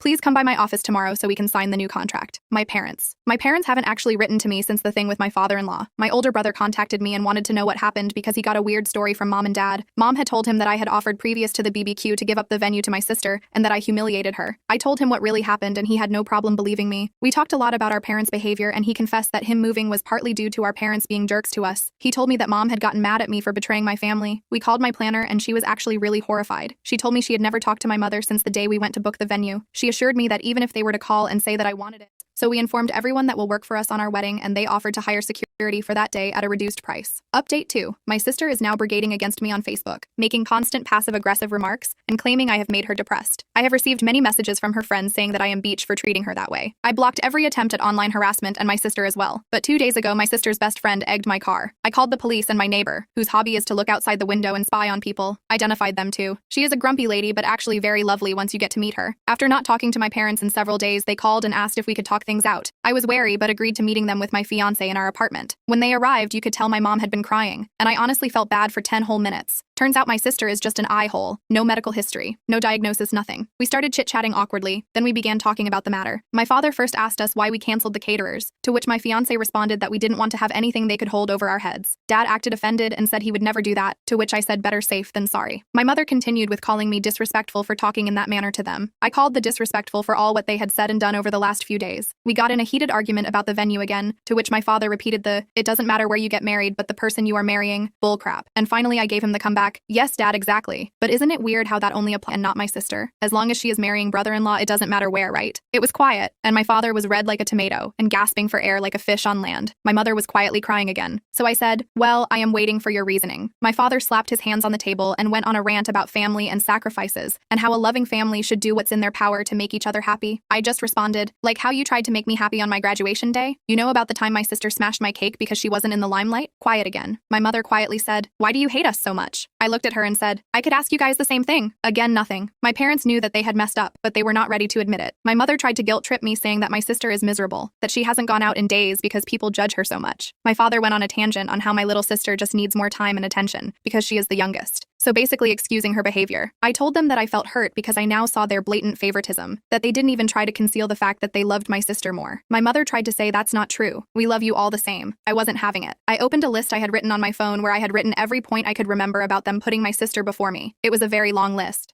Some were more specific situations. When I was finished, my parents were horrified, beet red, and near tears. They wanted to start explaining again how I was wrong, but I said that this conversation was leading nowhere. They either set family counseling up for us and apologized to me, or they won't be invited to the wedding. They left and haven't called since. Update 3. After I last spoke to my parents, they did not let go of their position. I was the bad guy. I was responsible for my sister's depression and her failing relationship. It went so far that I had to block them and change my number as they were contacting me from relatives' phones and so on. It was a real bummer, especially during a time that should be so special. I was harassed by my sister and her entourage on Facebook and Instagram, so I simply deleted it. It was a mentally draining time, but my husband's family and friends and my brother helped me get through it. I had basically cut off every family member that had given me crap for keeping my wedding date. My Nan came to my door a few days before the wedding, begging to let her come. I had a long talk with Nan, and she ended up apologizing even though she still failed to see the logic in switching weddings. But she did not want to pressure me and wanted to be there for me. We hugged it out, but our relationship is not back to normal yet. The bachelor party was amazing. We were cooking until dawn and everything turned out to be delicious. My husband made a beautiful 3-layered cake. Wedding day. The morning was really good and relaxing, but then came time to leave for the ceremony. We were at the venue taking before pictures with my friends when I saw my sister's car approaching the venue. One of my friends ran to the venue to get one of the security people that we hired. I really didn't want another Hulk smash moment at my wedding. She had been angry and crying, and as soon as she saw me, she started screaming obscenities. Apparently, I am a filthy beach that made her fiancé break up with her. She was possessed, and at that moment, I couldn't help but feel pity for her. A thing to explain is that in the mornings, the plants are always watered at the venue by some of these sprinkler systems. Thus, the earth was a bit muddy. The next thing happened really fast. My sister bent down to take mud and was getting ready to throw it at me in my dress when my maid of honor sprinted towards her and pushed her so that she fell with her butt into the flowers. The security officer arrived seconds later and removed her. And with that, I had enough ammunition to file for a restraining order against her. I didn't even want to file a police report at this point. I just wanted her to stay away from me. The rest of the day was just amazing. I married my best friend, the love of my life, and just my rock. My brother walked me down the altar. We all cried at the vows. It was just spectacular. Of course, I missed my parents, but it is what it is. The celebration was very funny. My husband had studied a choreography to a Taylor Swift song with his groom groomsmen, and the speeches could have been from a stand-up club. We left for our honeymoon, and when we came back, I decided to start looking for jobs in a different city. I didn't want to lose my friends, but I just felt like I needed a clean break. I got a new job at a university in a bigger city, and we are currently in the process of moving. But maybe the biggest change, and also the most cliche change, is that I am pregnant. It is a classic honeymoon, baby. I have only heard through people in town about the rest of my family. My sister is still going around telling people that I was the reason my brother-in-law broke up with her, and that I was trying to dox her. She has moved in with my parents again and refuses to work. Nan told me that the last time she saw my parents, they looked exhausted because my sister was behaving like a baby. I guess their parenting is catching up with them. I can only say that I am really happy right now. It hurts having lost family, but at the end of the day, cutting out toxic people is the best I could do.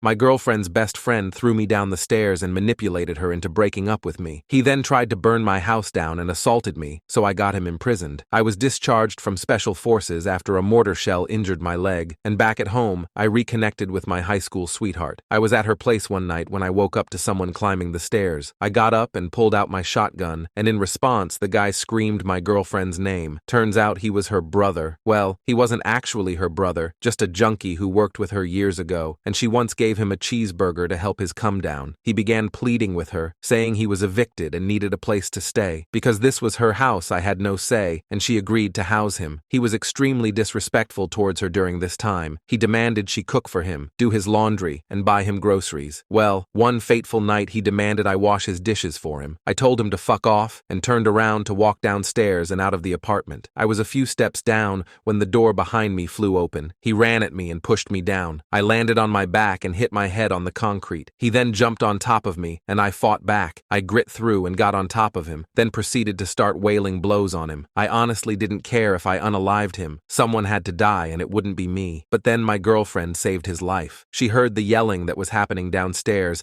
and she came running and found me on top and wailing down blows on him over and over. She screamed for me to get off, and I did. As soon as I did, his mouth started running. Sister, he threatened to unalive me, and he attacked me and threw me down the stairs because I asked him to bring back the PS3. I honestly thought she might believe him for a moment, but thankfully, she knew that was lies. The neighbor's security camera outside backed that up. That morning, I took her to work. I took her 3-year-old daughter to daycare. One thing I need to mention is that my girlfriend had a 3-year-old daughter whose dad wasn't in the picture, and she was the sweetest and most adorable little girl ever. Anyway, after I took her to school, I went to work. I had to explain to my boss why I had bloody knuckles and why I was holding a cold pack to the back of my head. They offered to call the police so I could press charges. I told them no. My boss damn near ordered me to call the police or he'd put me on medical leave, to which I replied that I'd rather be on med leave than lose my girlfriend for calling the cops on her brother. It was made clear to me, under no uncertain terms, that I am a particularly stupid kind of eye-hole and that would come back to bite me in my butt someday. Well, he was right. Basically, brother gave her an ultimatum that either I leave and she dumped me, or he leaves and walks out of her and her daughter's life, which, to be fair to my ex, that loser had been the only constant male figure in her kid's life since she was born, so that would have been devastating for the gremlin, and she wanted to spare her that kind of pain. And so that meant I got the axe. Honestly, I'd have rather taken an actual axe to the heart, because what I actually felt was way worse. It's one thing when you're saying goodbye to the woman you love, but to have to also say goodbye to a sobbing little kid you wanted so much in your heart to adopt and make your own? I don't want to meet the man who can hold back the tears from that. That man scares me. I went back to my apartment. I put together a little box with the toys and keepsakes and clothing items they'd left behind and waited for the right time to bring it by her work. I was a broken man, but that little fucker, he wanted to kick me while I was down. He had mentioned a while ago he had friends who would kick my butt if they ever got the chance, and I always thought he was bluffing. Well, he wasn't bluffing. He did have some friends with rap sheets and bad intentions, and in the months that followed her and I breaking up, he put them to work. I woke up one morning to discover my car had been blocked up, the wheels taken off, and they had spray-painted stuff on my car after busting out my windows. What my insurance didn't cover cost me $2,500 in repairs. Police were called, a report was made. Surveillance footage was useless though. Faces covered, they wore gloves, so no prints, and it's not like they're rolling out the CSI to collect hair follicles off the deck. off the deck for auto vandalism. 2 weeks later, an attempted arson attack on my front door. Someone wearing a mask and a hoodie lit a Molotov cocktail and threw it at my front door's welcome mat. And if it weren't for the apartment's fire sprinklers actually working, my apartment would have burnt down with me in it because I wasn't jumping from the third-floor balcony. That was a more serious crime. Cops were very interested in solving it, but again, no usable prints, face covered for the camera, etc. Then it was quiet for a month. My ex had reached out to me when she heard about the fire, and I told her I knew it was her brother, but I didn't have any proof. She said she'd say something to him, and coincidentally, nothing happened again for a while, until I guess cops came around asking to talk to him, because obviously I gave them his name as a person of interest. In the month and some change since our spat, she basically forced him to find some kind of work, or she was going to kick him out. So, he had gotten a part-time gig at an auto shop in town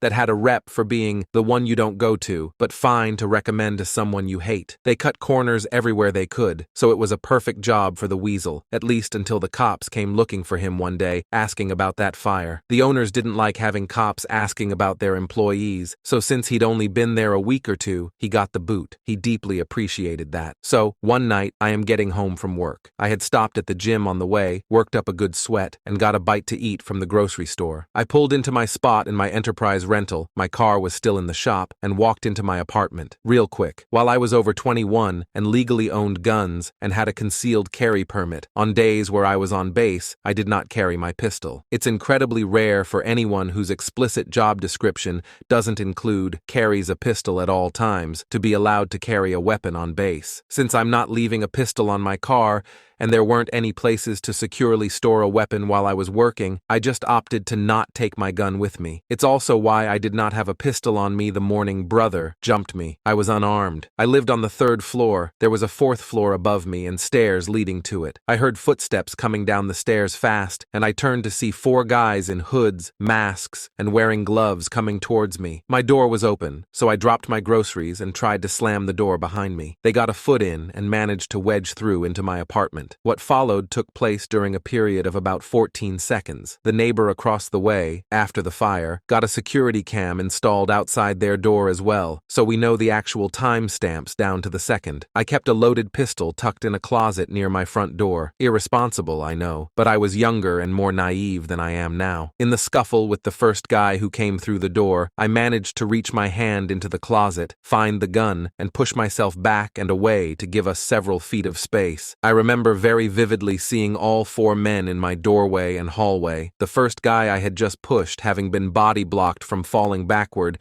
and was starting to come toward me a second time. I raised my pistol. This one was a SIG P226 chambered in .40 Smith & Wesson, and just as I heard one of them shout, "Gun," I started lining up shots and pulling the trigger. There were no limb shots.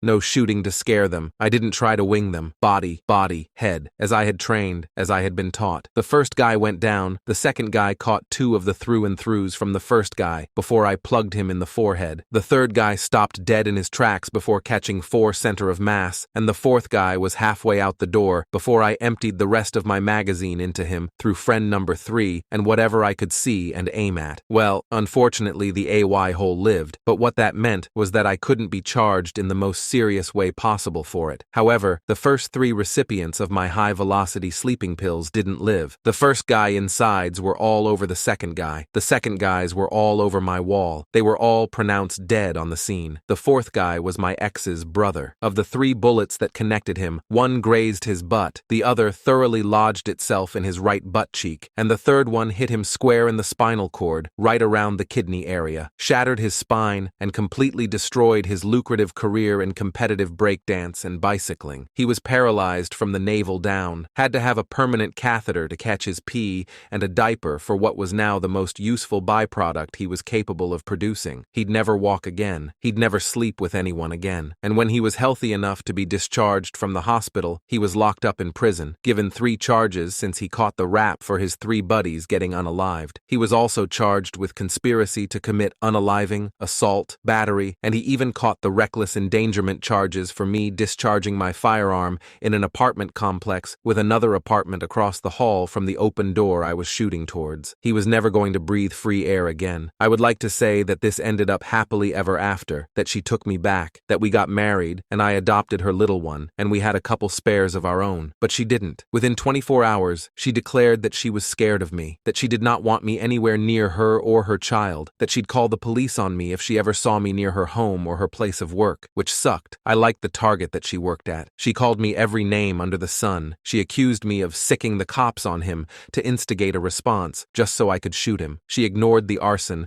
the vandalism, the various threats he'd thrown at me in the previous months we were together. I never saw her again. She blocked me on everything. Her family blocked me. She changed her number, she transferred to a different target, and after a couple of months she moved to a different apartment in a different part of town. It has been 8 years, and I still haven't heard from her. I know she's alive. Friends of friends informed me she got married in 2020, had a second kid, and is happy, so more power to her. I never got my happy ending, my white picket fence. Believe it or not, unaliving 3 guys, even for a person trained for war and conditioned for the possibility that one day he might have to do it, messes with your head, especially when you consider it happened in your home and not in Baghdad. There's a huge mental and emotional disconnect and difference between unaliving someone for work and unaliving someone because your life was in danger. I had PTSD. I couldn't touch any of my guns, once I got them back, for a full year without having panic attacks. The Navy was great about it all. They aided with the investigation,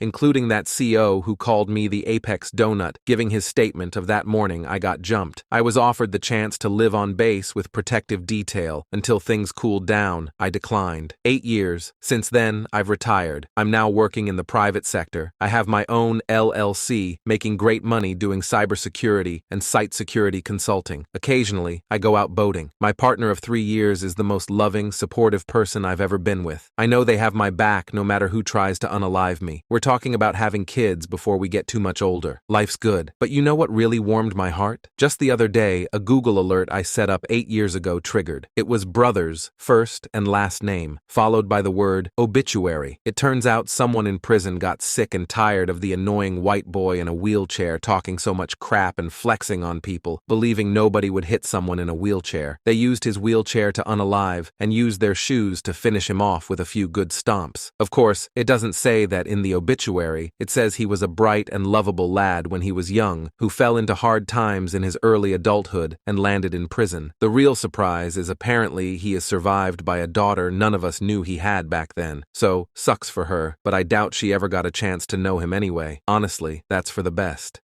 My best friend refused to come home from vacation after her daughter attempted suicide, then accused me of kidnapping her for taking her daughter in. When I confronted her, she scoffed and said she did it for attention. I just stared at her. That was 6 months ago. This morning, she was crying outside a courtroom she wasn't allowed in. My best friend Claire had always dreamed of being a mother. Ever since we were teenagers, she'd constantly talk about what kind of mom she'd be and how many kids she'd have. So when Julia was born, Claire was over the moon, and I was just as happy. I'd never seen her glow so bright. Our daughters, Julia and my Emma, grew up together like sisters, spending weekends and holidays at each other's houses. Fast forward 15 years, Claire asked if I could watch Julia for a week while she took a solo vacation to Bali. It wasn't unusual. Claire liked her breaks, and Julia practically lived at my house anyway. The first 2 days were fine, typical teen stuff, Netflix marathons, junk food, all of that. But on day 3, things took a turn. At dinner, I called Julia down from her room, but she didn't answer. Emma said she hadn't seen Julia since lunch, and a weird feeling settled in my stomach. I walked upstairs, knocked on her door, but got nothing. I tried opening the door, but it was locked. Julia never locked her door. Something was off. I grabbed the key from the hallway drawer and opened the door, my heart pounding. Julia was lying on her bed, barely breathing, surrounded by empty med bottles and a folded note. My vision blurred as I dialed 911. Emma stood frozen behind me, crying, asking what was happening, but I couldn't find the words. Everything happened fast. The ambulance arrived, and I was answering questions from EMTs while frantically texting a neighbor to watch Emma. On the ambulance ride, I called Claire. She was still at the resort. Through choking sobs, I told her what happened, but instead of sounding even remotely worried, Claire hesitated, then said, "Is it really that serious? Maybe she just wanted attention." I felt my stomach drop. My head spun in disbelief. At the hospital, the doctor explained Julia needed her stomach pumped. I texted Claire immediately. Surely now she'd realize how serious it was. But Claire's next message knocked the wind out of me. Changing flights is $200. It's expensive. Plus, you don't have to go to the hospital every day. That's literally what nurses are for. I stared at my phone, my blood boiling. I wanted to scream, but I knew Julia needed me more than Claire's drama right now. I took off work, used my vacation days, and spent 3 straight nights in the hospital chair beside Julia's bed. One night, she told me she thought Claire didn't love her anymore. She asked why her mom wasn't coming back for her. I didn't know how to respond. I just hugged her, feeling a wave of anger in my chest. Throughout all this, I sent Claire constant updates, photos, and texts, but each response I got back was shorter, colder. Meanwhile, she posted beach selfies, captioning, "Living my best life." It hit me then that the Claire I knew, the devoted mom she always claimed to be, had completely vanished. When Julia was discharged, I prepared a safe, comforting room for her at my place. I tried countless times to talk to Claire about the situation, but she brushed it off every time. Claire finally showed up at my house, a full day after landing, deeply tanned and relaxed. She gave Julia an awkward half hug, then immediately asked about the luggage she'd left before vacation. As I explained Julia's recovery plan, Claire's eyes darkened, her jaw tightening with every word. Suddenly, Claire snapped. She stood up, accusing me of parenting her child behind her back. Her voice got louder,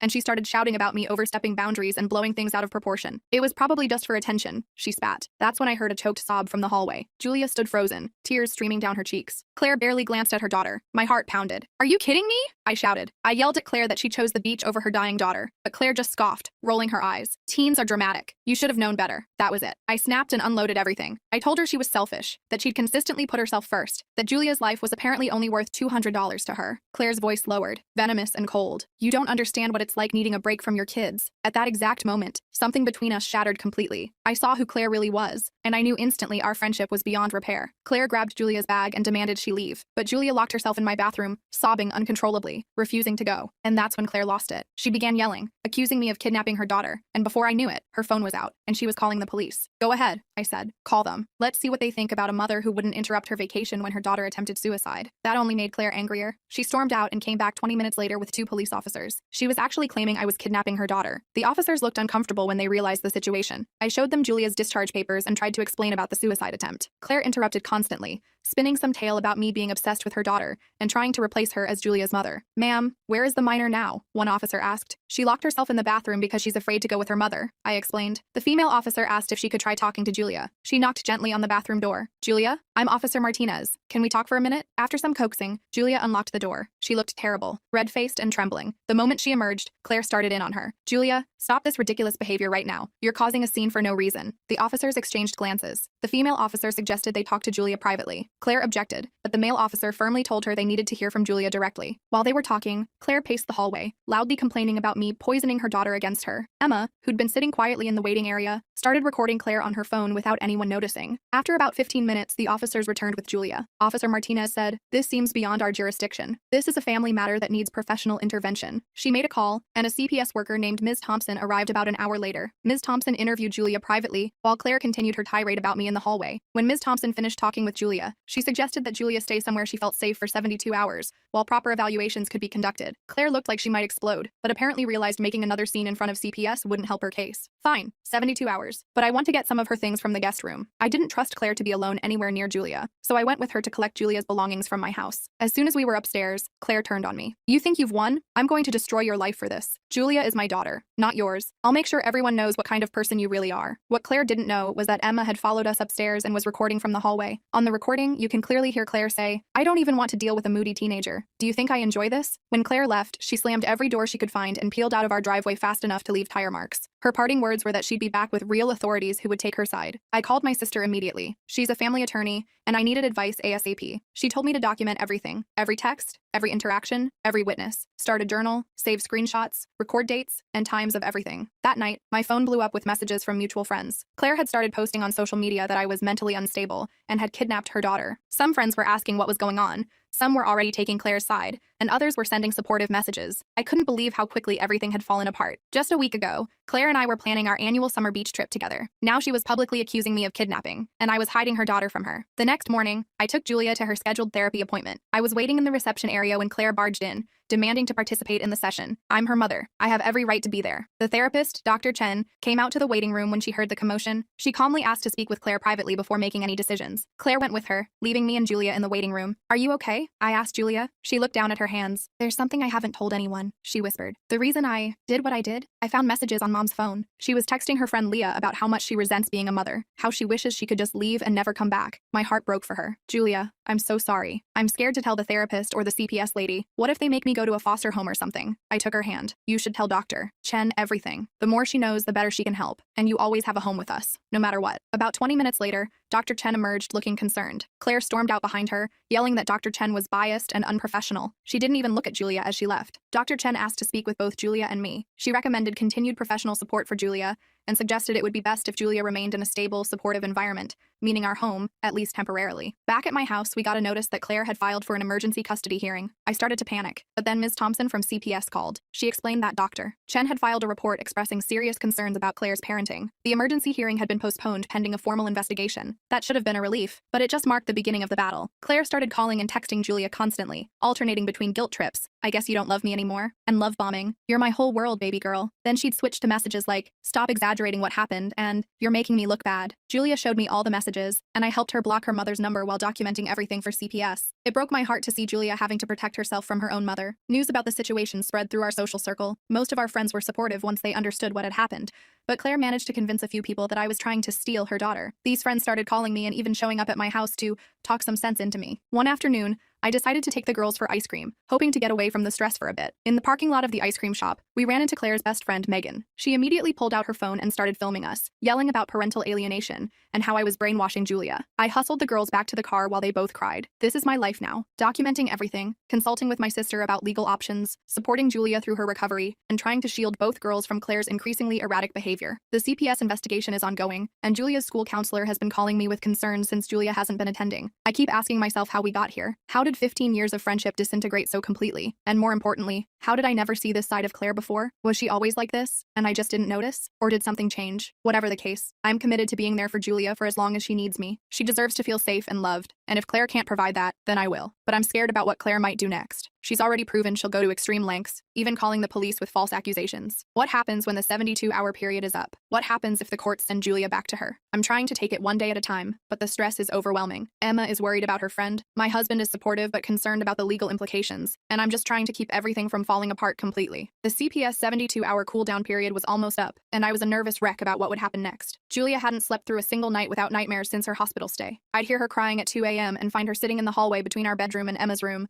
not wanting to wake anyone but too scared to be alone. My husband Rob was amazing through all this, making Julia's favorite pancakes in the mornings and helping both girls with homework to keep some sense of normalcy. The night before the 72 hours were up, Julia had the worst panic attack I'd ever seen. She couldn't breathe, her whole body was shaking, and she kept saying, "Please don't make me go back," over and over. After we finally got her calmed down and back to sleep with Emma keeping her company, Rob and I sat at our kitchen table feeling completely helpless. "What if they make her go back to Claire?" I whispered, not wanting the girls to overhear. "You saw her tonight. She's terrified." Rob squeezed my hand. "We'll figure something out. Your sister's coming tomorrow morning, right? She'll know what to do." My sister Natalie arrived at 7 a.m. sharp the next day, looking every bit the tough attorney in her navy pantsuit. She'd brought a stack of papers and her laptop, turning our dining room into a makeshift law office. She went through everything we'd documented so far and nodded approvingly. "You did good keeping records," she said, reviewing the screenshots of Claire's messages and Emma's recordings. "This will help, but I need to prepare you. Family court can be unpredictable. Biological parents get a lot of leeway." Ms. Thompson from CPS arrived at 9 a.m. for a follow-up assessment. She interviewed Julia again, then asked to speak with me and Rob. Her expression was serious but sympathetic. "Based on my preliminary investigation and Dr. Chen's report,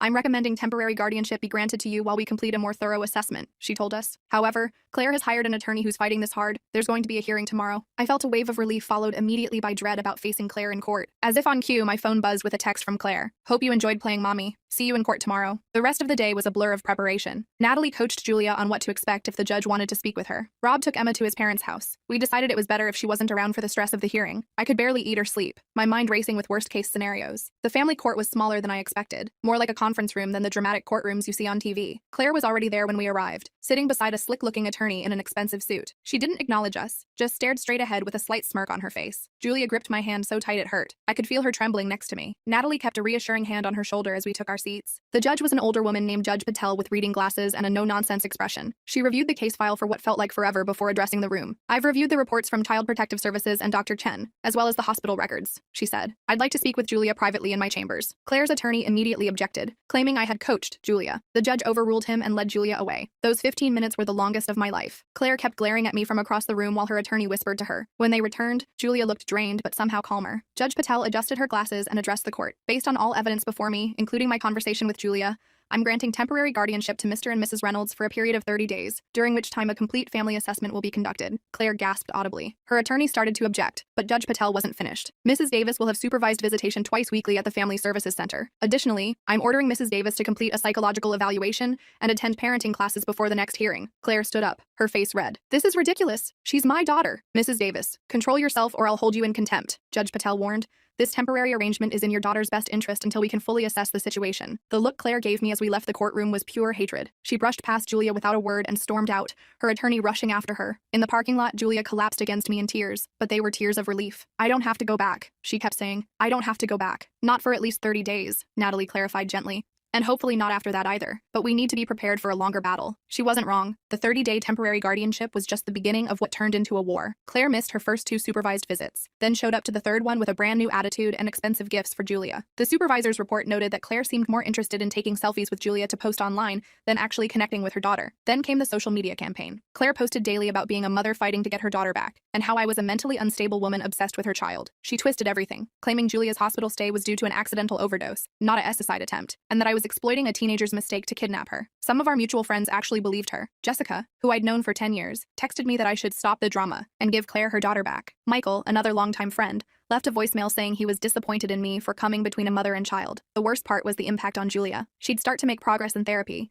then see one of her mom's posts or hear about Claire's latest lies, and she'd spiral again. One night, she showed me a group chat where her former friends from Claire's neighborhood were calling her a liar and attention seeker. She was devastated. Why doesn't she just let me go? Julia sobbed. If she doesn't even want me, why is she fighting so hard? I didn't have a good answer. All I could do was hold her and promise we wouldn't give up. Emma was struggling too. She'd lost friends whose parents sided with Claire, and she was dealing with nasty comments at school, but she stayed fiercely loyal to Julia, even getting suspended for a day after confronting a kid who was spreading rumors about Julia's fake suicide attempt. 3 weeks into the temporary guardianship, Claire escalated things again. She showed up at Julia's therapy appointment, creating such a scene that security had to escort her out. That same day, someone keyed my car in the office parking lot with the word thief scratched into the driver's door. I couldn't prove it was Claire, but the timing wasn't exactly subtle. Rob was getting worried about security. He installed cameras around our house and changed the locks after Julia mentioned that Claire had a spare key from when she would house sit for us years ago. It felt paranoid, but necessary. The 30-day review hearing approached quickly. Ms. Thompson had completed her assessment and recommended extending my guardianship for at least 6 months. Dr. Chen provided a strong report about Julia's progress in therapy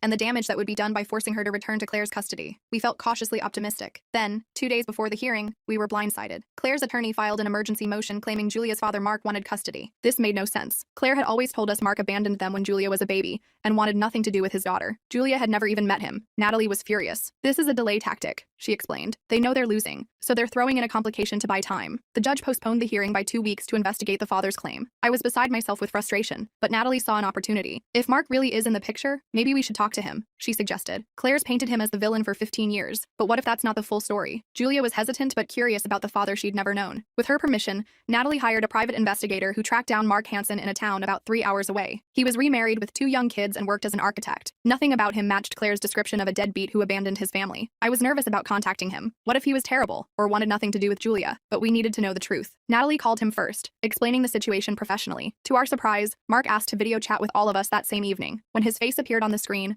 I was struck by how much Julia resembled him. Same green eyes, same chin. He looked nervous, but eager. Julia, he said, his voice catching. I can't believe it's really you. Julia was speechless, staring at the father she'd never met. I squeezed her shoulder supportively. Mark explained his side of the story, and it was nothing like what Claire had told us. He and Claire had dated in college, and she got pregnant unexpectedly. They tried making it work, but split up when Julia was 2. He paid child support and had regular visitation until Julia was 4. Then Claire got a job opportunity in our city and moved 200 miles away. She promised we'd work out a new visitation schedule, Mark explained. But then she started making excuses. Julia was sick, she had plans, the timing wasn't good. Eventually, she stopped answering my calls completely. He'd hired an attorney and fought for visitation, but Claire kept changing addresses and jobs. He sent birthday and Christmas gifts that were never acknowledged. When Julia was 7, he received a cease and desist letter from Claire's attorney claiming his harassment was causing Julia emotional distress. The letter said Julia was afraid of me and didn't want contact, Mark said, his voice breaking. I didn't want to traumatize my daughter, so I backed off. I kept paying child support through the state system, but Claire made it clear I wasn't welcome in Julia's life. He showed us a box of returned letters and cards he'd sent over the years. He'd kept track of Julia through distant mutual friends and social media,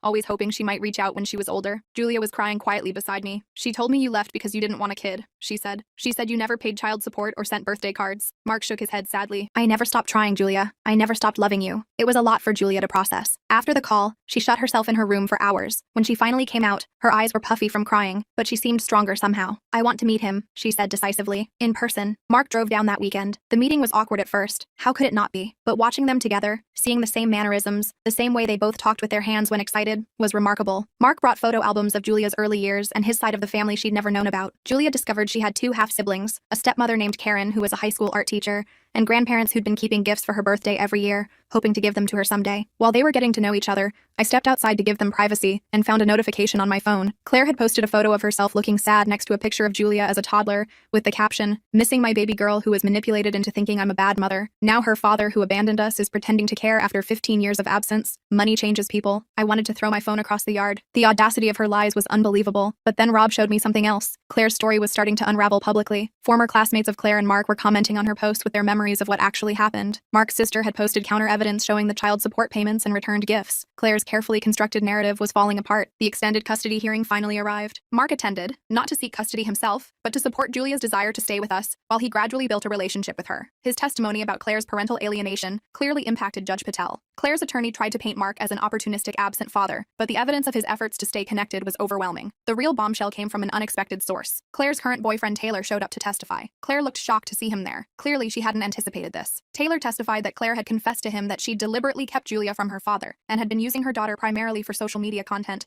about being a dedicated single mom. Claire completely lost it in the courtroom, screaming that Taylor was lying because she dumped him. Judge Patel had to threaten her with contempt of court again to restore order. When the dust settled, Judge Patel extended my guardianship of Julia for 6 months, with Claire limited to supervised visitation once a week. She also granted Mark visitation rights and ordered family therapy for all parties involved. Claire was required to complete parenting classes and individual therapy before the court would reconsider her custody position. Outside the courtroom, Claire stormed up to me, her face twisted with rage. "This isn't over," she hissed. "You've turned everyone against me, but I'll get my daughter back." Mark stepped between us. "Claire, that's enough. This isn't about you versus Sarah. It's about what Julia needs right now." Claire ignored him, focusing her fury on me. "You think you're so perfect. Such a great mother. I'll make sure everyone knows the truth about you." Taylor, who was still nearby, pulled Claire away before security needed to get involved. I was shaking as we left the courthouse, but Julia looked calmer than she had in weeks. She'd stood up to her mother in court, telling Judge Patel clearly that she didn't feel safe with Claire and wanted to stay with us. It had taken tremendous courage. Life settled into a new normal for a few weeks. Julia continued therapy twice weekly. She started visiting Mark and his family on occasional weekends, building a relationship gradually. She even returned to school part-time, with a modified schedule and support from the school counselor. Claire, meanwhile, attended exactly 1 parenting class before dropping out. She skipped her first 2 supervised visits with Julia,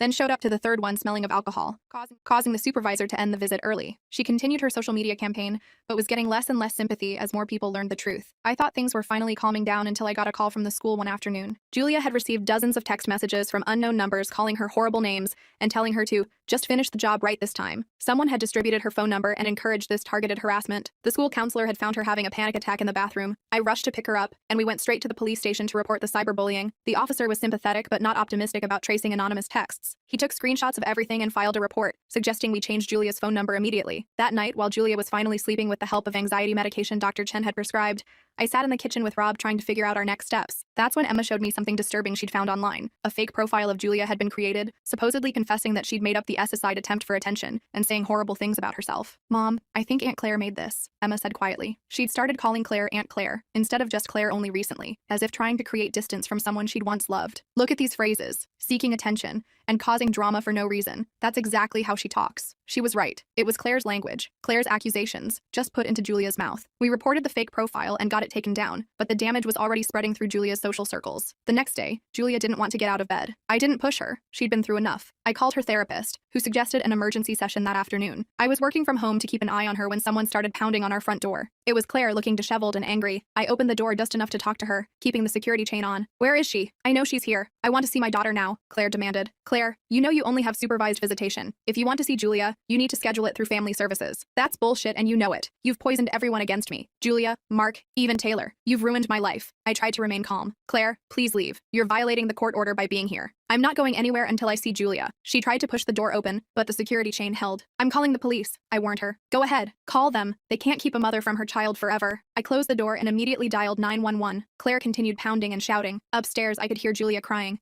I texted Rob, who was at work, letting him know what was happening. The police arrived within minutes. Claire immediately switched to a tearful, vulnerable persona, claiming she was just a concerned mother trying to check on her daughter after hearing she wasn't in school. The officers, thankfully, had been briefed on our case and knew about the court orders in place. They firmly but politely escorted Claire off our property, warning her that she could be arrested if she returned. As they were leaving, Claire looked back at the house and shouted, "I'll never stop fighting for her. Never." The incident shook all of us. Julia was terrified that Claire would come back when the police weren't around. Emma was angry, saying she wished Claire would just disappear. Rob started talking about installing better security systems, maybe even moving to a different neighborhood. Dr. Chen suggested that Julia write a letter to Claire, not to send, but to express all her feelings that she'd been bottling up. Julia spent hours on it, filling pages with years of hurt, confusion, and anger. When she finally let me read it, I was struck by her insight and maturity. "I think I understand now," she wrote. "Mom never really wanted me for me. She wanted what I represented, the perfect daughter for her perfect mom image. When I started having my own problems and opinions, I didn't fit her story anymore. But I'm not a character in her story. I'm a real person." Reading those words broke my heart, but also filled me with pride for this incredible young woman. Despite everything, Julia was finding her voice and her strength. A week later, we got news that would change everything again. The police had traced the anonymous harassing text to a burner phone purchased at a convenience store near Claire's apartment. The store had security footage of Claire buying the phone. Additionally,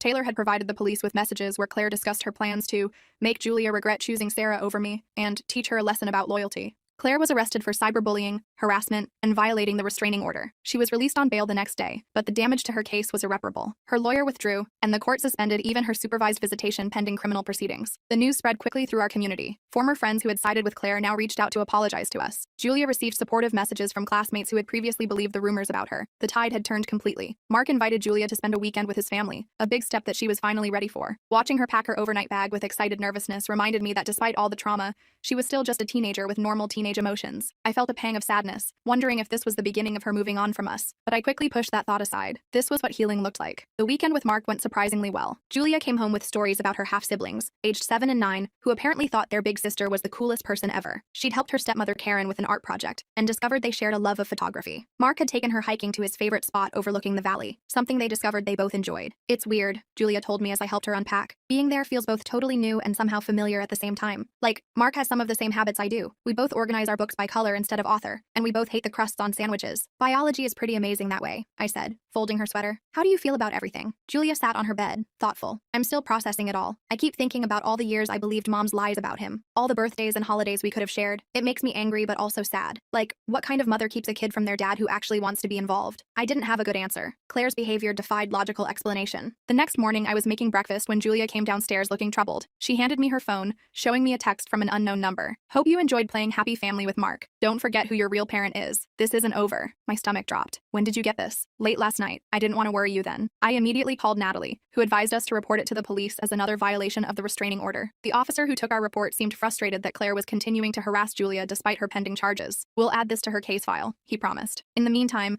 I'd suggest Julia gets a new phone number again. 2 days later, we received notice that Claire had checked herself into a mental health facility, claiming emotional distress. Her criminal hearing was postponed, and her attorney, she'd hired a new one, filed a motion claiming she needed treatment, not punishment. I had mixed feelings about this development. Part of me wanted Claire to get the help she obviously needed. Another part suspected this was just another manipulation tactic to gain sympathy from the court. Either way, it gave us a temporary reprieve from her harassment. Julia used this calmer period to focus on school and building relationships with both her dad and her friends. Some days were better than others. She still had nightmares and anxiety attacks, but they were becoming less frequent. Dr. Chen noted significant progress in their sessions. Claire remained in the mental health facility for 3 weeks. Upon her release, she was diagnosed with narcissistic personality disorder and prescribed medication and therapy. Her criminal case resulted in a plea deal, probation and mandatory mental health treatment, plus an extended restraining order preventing her from contacting Julia in any way for 1 year. The custody situation became more complicated. With Mark now actively involved, he petitioned for shared custody with us. Claire's attorney fought to maintain her parental rights despite her restricted access. Judge Patel ordered a comprehensive family evaluation to determine the best permanent arrangement for Julia. Through all this legal maneuvering, Julia remained with us, gradually spending more time with Mark and his family. Claire complied with her treatment plan superficially,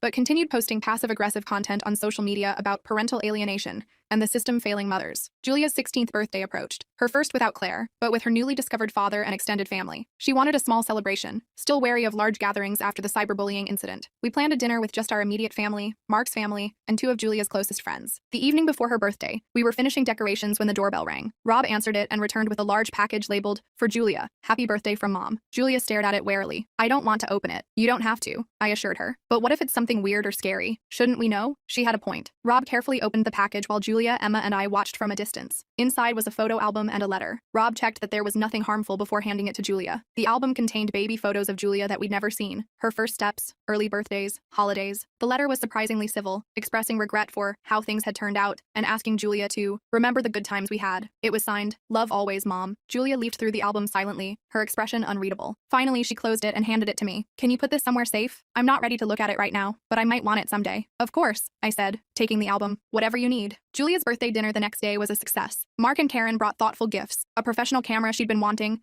and a handmade quilt with fabric from her grandparents' old clothes, creating a connection to the family history she'd missed. Emma gave her a friendship bracelet she'd made herself, with charms representing inside jokes only they understood. Rob and I gave her a letter officially inviting her to live with us for as long as she wanted, along with a key to our house on a special keychain. It wasn't the most exciting gift, but the symbolism meant everything to Julia. She hugged us both for a long time, whispering "thank you" over and over. As the custody evaluation continued, we settled into a routine. Julia split weekends between our home and Mark's, with special occasions shared between both families. Claire remained on the periphery, completing her court-ordered treatments and occasionally sending appropriate cards or messages through her attorney. 6 months after Julia's SSI attempt, the final custody hearing was scheduled. The evaluator recommended a unique arrangement. Primary physical custody would remain with us since Julia was settled in our home and doing well, with regular visitation with Mark and his family. Claire would be allowed monthly supervised visits once she completed her treatment program, with the possibility of expanded access after a year of demonstrated stability. In the courtroom, we braced for Claire's objections, but she surprised everyone by accepting the arrangement without argument. She looked different, calmer, less polished, more authentic somehow. When given the chance to address the court, she actually apologized. "I recognize that my behavior has hurt my daughter," she said, her voice steady. "I've been focusing on what I wanted, rather than what Julia needed. I'm committed to getting better so I can be the mother she deserves, even if that looks different than I imagined." Judge Patel seemed impressed by Claire's statement and approved the custody arrangement, with periodic court reviews to ensure everyone was adhering to the terms. Outside the courtroom, Claire approached us cautiously. Julia tensed beside me, and I put a protective arm around her shoulders. "Julia, I know you don't believe me right now, and I don't blame you," Claire said, "but I'm trying to change. Really trying. I hope someday you'll give me another chance to be in your life." Julia nodded stiffly but didn't speak. Claire seemed to accept this, turning to leave without pushing for more. As we walked to our car, Julia was quiet. Finally, she said, "Do you think she meant it? About changing?" "I don't know," I answered honestly. "People can change if they really want to and put in the work, but it takes time to rebuild trust once it's broken. I'm not ready to forgive her," Julia said firmly. "Maybe someday, but not now." "That's completely valid," I assured her. "You don't owe her forgiveness on any timeline but your own." That night, I found Julia sitting on our back porch swing, looking at the stars. I sat beside her, and we swung quietly for a few minutes. "Sarah," she said finally, "thank you for saving my life. Not just that night, but every day since." I wrapped my arm around her, my throat tight with emotion. "You're the one who did the hard work, Jules. I'm just grateful I get to see the amazing person you're becoming." "I used to think I didn't matter to anyone," she said softly. "Now I know that's not true." As we sat there under the stars, I reflected on how differently things might have turned out if I hadn't found Julia that night, if I'd respected Claire's parental authority despite my concerns, if I'd backed down when faced with police and accusations. The thought was unbearable. Our journey was far from over. Julia still had a lot of healing to do. The relationship with her father was still new and developing. Claire remained an unpredictable factor in our lives, but for the first time in months, I felt genuine hope for Julia's future, and for all of us. The broken friendship with Claire would always be a painful chapter in my life. I mourned the loss of the person I thought she was, the years of shared memories and trust, but in its place, something stronger had formed, a chosen family built on genuine care rather than obligation or image. And watching Julia blossom in that environment made everything we'd been through worthwhile. The broken friendship ending. For the next couple of months, things were actually pretty stable. Julia was attending therapy regularly, and her therapist reported good progress. She'd even started going back to school full-time, though we'd arranged with the administration that she could call me to pick her up if things got overwhelming. Mark was proving to be an amazing dad, patient, thoughtful, and totally committed to building a relationship with Julia at her pace, but I should have known Claire wouldn't stay quiet for long. Right after winter break, Julia came home from school looking upset. Apparently, Claire had created a whole Mother's Rights Facebook group specifically about our situation. She'd recruited some moms from Julia's old neighborhood and was posting daily about being separated from her child by a manipulative friend. The worst part was she'd posted old photos of Julia without permission, including some from her hospital stay. "How did she even get those?" Julia asked, her hands shaking as she showed me her phone. "I never gave her permission to share these." I called Natalie immediately, and she helped us file a complaint for violation of the restraining order and unauthorized use of Julia's images. But the damage was already spreading online. Some of Claire's followers had found Julia's social media and were sending her nasty messages about being ungrateful to her mother. We thought we'd have to fight this new battle, but something unexpected happened. One of the moms in Claire's group, a woman named Diane, reached out to me privately. She'd joined thinking she was supporting a wronged mother, but after seeing some inconsistencies in Claire's stories, she'd done some digging. "I found the court records," Diane wrote, "and they don't match what Claire's telling everyone. I confronted her about it, and she went ballistic, accusing me of betraying her. I think several people are starting to see through her act." Sure enough, within days, Claire's support group imploded. Several members posted public apologies to Julia after discovering they'd been manipulated. Claire took down the entire group and went suspiciously quiet online. "Do you think she's finally giving up?" Rob asked hopefully one night after the girls had gone to bed. I shook shook my head. I don't think Claire knows how to give up. She's just regrouping. I was right. 2 weeks later, Julia came to me with another concerning development.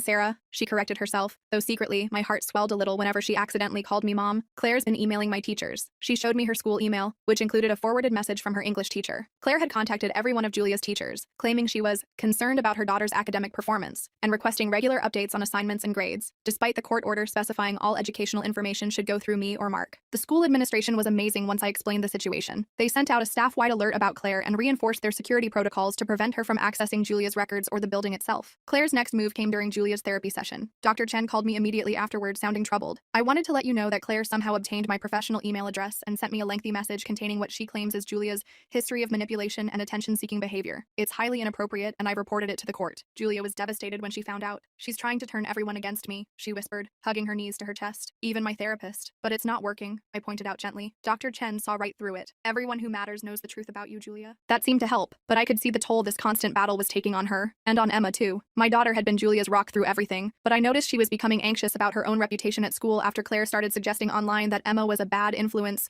who encouraged Julia's rebellion. I found Emma crying in her room one night after seeing posts where some parents questioned whether their kids should hang out with those troubled girls from the Reynolds house. I sat on her bed and pulled her into a hug. I'm so sorry, sweetheart. This isn't fair to you. Emma wiped her eyes. I don't care what those stupid parents think. I just hate seeing Julia hurt over and over, and I'm scared about what Claire might do next. I was scared too, though I tried not to show it. I was also exhausted. Between work, legal issues, supporting both girls, and trying to maintain some semblance of a normal household, I was running on fumes. Rob was picking up tons of slack, but he was tired too. That's when Mark stepped up in a way I hadn't expected. He adjusted his work schedule to take Fridays off so he could help with school pickup and appointments. He started having Julia and Emma over on those afternoons, giving Rob and me a few hours to catch our breath each week. His wife Karen even dropped off homemade meals a couple times, saying simply, "We're family now. This is what family does." Just as I thought we might be finding a sustainable rhythm, the court scheduled a review of Claire's supervised visitation. There was a possibility they might expand her access if she'd complied with all requirements and shown improvement. 3 days before the review, Julia came to me in tears, showing me her phone. She'd received dozens of texts from unknown numbers with messages like lying bitch and attention whore,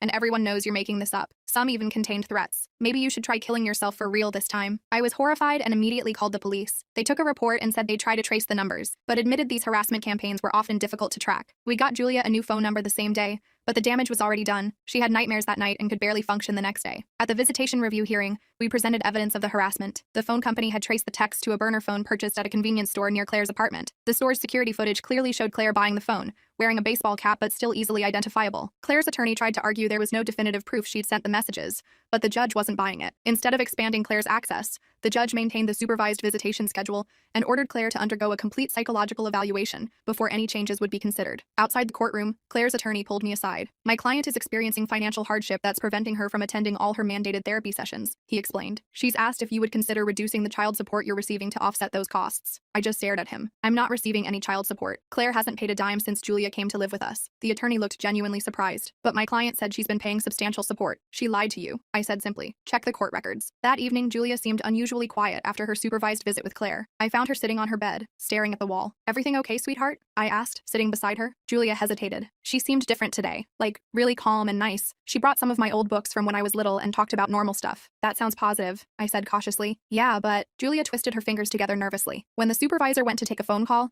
Mom leaned over and whispered that she knows I'll come to my senses soon and that I'd regret betraying her if I didn't. My heart sank. "Did you tell the supervisor?" Julia shook her head. Mom was smiling the whole time, like she was saying something sweet. It would have been my word against hers. I scheduled an emergency session with Dr. Chen the next day. During the appointment, she suggested that Julia document specific instances of Claire's manipulation and threats for the court. "I know it's difficult," Dr. Chen told her, "but creating a clear record of these behaviors is important." Julia agreed but found the process incredibly triggering. Just writing down some of the things Claire had said and done over the years brought back nightmares and anxiety attacks. We created a system where she'd write for 20 minutes, then take a break with either Emma or me nearby for support. Even with these precautions, it was grueling work. What emerged from Julia's documentation was a pattern we hadn't fully understood before. Whenever Julia had shown independence or formed close friendships, Claire had found ways to sabotage them. She'd accidentally schedule family events when Julia had friend gatherings. She'd tell Julia that friends had said negative things about her behind her back. She'd even called the parents of Julia's friends to suggest their children might be negatively influenced by spending time together. Meanwhile, Claire's psychological evaluation was completed and submitted to the court. Her attorney immediately filed a motion to have it sealed,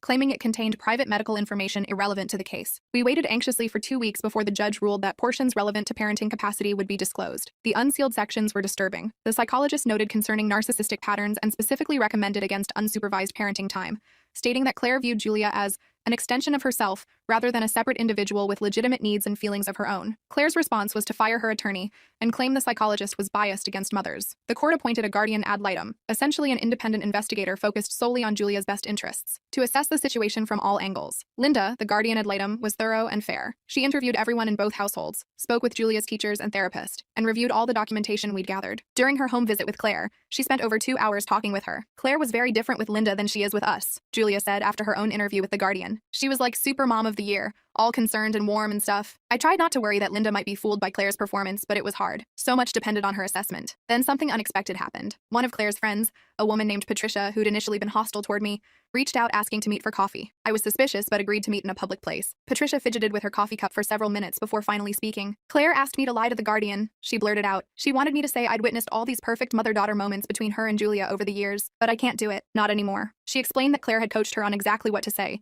including specific events that Patricia had never actually witnessed. I've been friends with Claire for years, and I always thought you were the bad guy in this story, but now I'm not so sure. Patricia provided a sworn statement about Claire's attempted witness tampering, which we immediately forwarded to Linda and the court. Even more surprising, a few days later, Mark received a call from Taylor, Claire's now ex-boyfriend. He'd ended their relationship after discovering the extent of Claire's manipulation and wanted to provide information he thought might help protect Julia. I should have spoken up sooner, Taylor told Mark. I saw warning signs but didn't want to believe it. Claire was obsessed with what she called winning against you guys, but she barely mentioned Julia's well-being. It was all about proving she was right. Taylor provided screenshots of disturbing messages where Claire discussed using Julia to maintain her Mother of the Year image on social media and complained about how much easier life would be without teenage drama. Linda's final report to the court was comprehensive and unflinching. She recommended Julia remain in my custody with continued therapeutic visitation with Claire. But the report contained something none of us had anticipated: concerns about Claire's financial exploitation of Julia through a fundraising account claiming to be for Julia's recovery and legal defense. The judge immediately froze the account and ordered a financial investigation. It revealed Claire had raised over $15,000 from sympathetic followers online, ostensibly for Julia's treatment and legal fees. Bank records showed the money had actually funded Claire's vacation, shopping sprees, and legal representation. The court ordered Claire to repay all fraudulently obtained funds and barred her from using Julia's name or image online for any purpose. When news of the financial exploitation spread through our community, public opinion finally shifted decisively in our favor. With her reputation crumbling, Claire made a show of recommitting to her court-ordered therapy and parenting classes. Her new therapist reported she was attending sessions but showed minimal engagement or insight. The court maintained all supervision requirements despite Claire's protests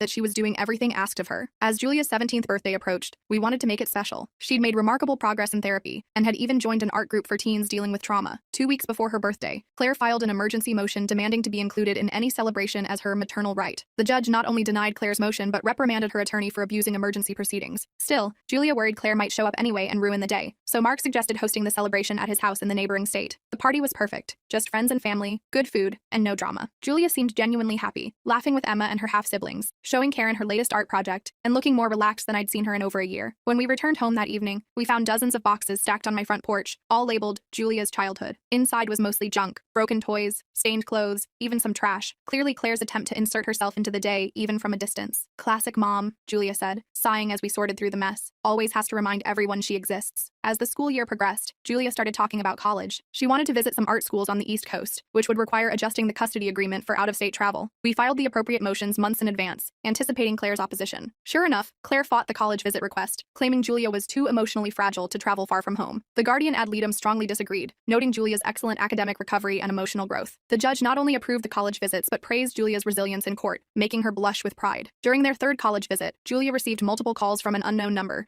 which she ignored following our safety protocols. That night, she got a text with a photo of Claire standing outside the campus building they'd toured that day, clearly showing she'd followed them across state lines. We immediately contacted campus security and cut the visit short. The incident crossed a clear legal line, resulting in formal stalking charges against Claire. As the court date approached, her attorney proposed a comprehensive settlement on all outstanding issues. The offer seemed suspiciously reasonable at first glance. Claire would drop all custody claims in exchange for structured visitation, and Julia maintaining her mother's health insurance into college. But something felt off, so we requested a mediation session, rather than simply signing the agreement. In mediation, Claire initially appeared cooperative, even apologizing for any misunderstandings. But when discussion turned to Julia's college choices, her true motivation emerged. She insisted Julia attend her alma mater where Claire had connections, essentially trying to control Julia's college experience and regain access to her life. When we rejected that demand, Claire's facade crumbled completely. She accused Julia of being manipulated and ungrateful, her voice rising with each word until the mediator had to end the session. The mediator later recommended the court be informed of Claire's continuing control issues. Following the failed mediation, Claire escalated her online campaign again, but this time, her mother's rights group quickly imploded, as members realized they were being manipulated when Claire's documented actions didn't match her victim narrative. The criminal stalking case proceeded with solid evidence from the college incident. 2 days before the hearing, Claire checked herself into a mental health facility, resulting in a postponement of the proceedings. After a 3-week hospital stay, Claire emerged with a bipolar disorder diagnosis that she immediately tried to use as justification for all her actions. But the treating psychiatrist's report noted that mental health issues didn't explain the calculated nature of many of her behaviors. As Julia's 18th birthday approached, we were all aware of its significance. Once she turned 18, many court-mandated restrictions would naturally expire. Claire sent a certified letter announcing she would appear at our house at midnight when Julia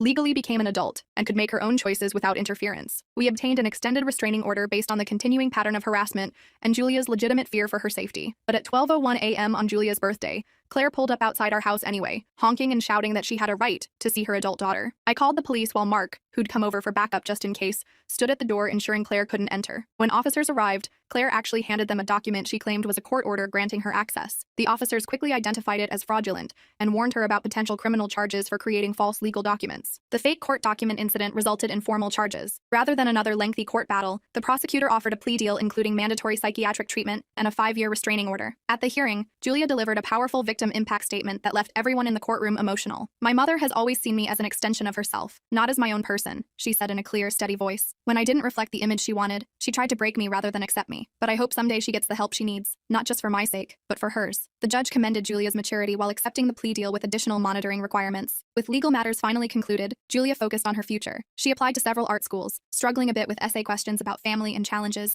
but ultimately crafting honest responses that showcased her resilience. College acceptance letters started arriving in spring, with Julia receiving scholarships to 3 schools, including her top choice. The excitement was briefly tempered when we learned Claire had contacted the admissions office claiming Julia's applications contained fraudulent information, but the school quickly dismissed these allegations after we provided documentation. Julia chose a school 4 hours away, close enough to visit regularly, but far enough to feel independent. During orientation, she connected with the school's counseling center and student support services, establishing safety nets before classes even began. 2 weeks before move-in day, Claire sent a seemingly heartfelt letter apologizing and asking to meet just once before Julia left for college. But the letter contained subtle manipulations we'd learned to recognize, and Julia declined the meeting while acknowledging the apology. On moving day, as we packed the car with Julia's belongings, we spotted Claire's car parked down the street. Mark drove ahead to ensure she didn't follow us to campus, while I stayed with Julia, refusing to let Claire taint this milestone. After getting Julia settled in her dorm room, I found it hard to say goodbye. This wasn't how I'd imagined sending a child to college. All the complicated emotions of a normal send-off, plus the extra layer of protectiveness I felt toward this girl who'd become like my own daughter. "I'm going to be okay," Julia assured me, recognizing my hesitation. "I know what healthy relationships look like now, thanks to you and Rob and Mark and Karen. And you'll call if you need anything? Anything at all? I promise," she said, hugging me tight. "You're my family. That doesn't change because I'm in college." During her first month at school, Julia discovered Claire had somehow found her address and sent a package of childhood items. Campus security implemented mail screening and provided extra monitoring of her residence hall, but Julia handled the situation with remarkable composure. By Thanksgiving, when Julia returned home for the break, she seemed more confident and independent. She was thriving academically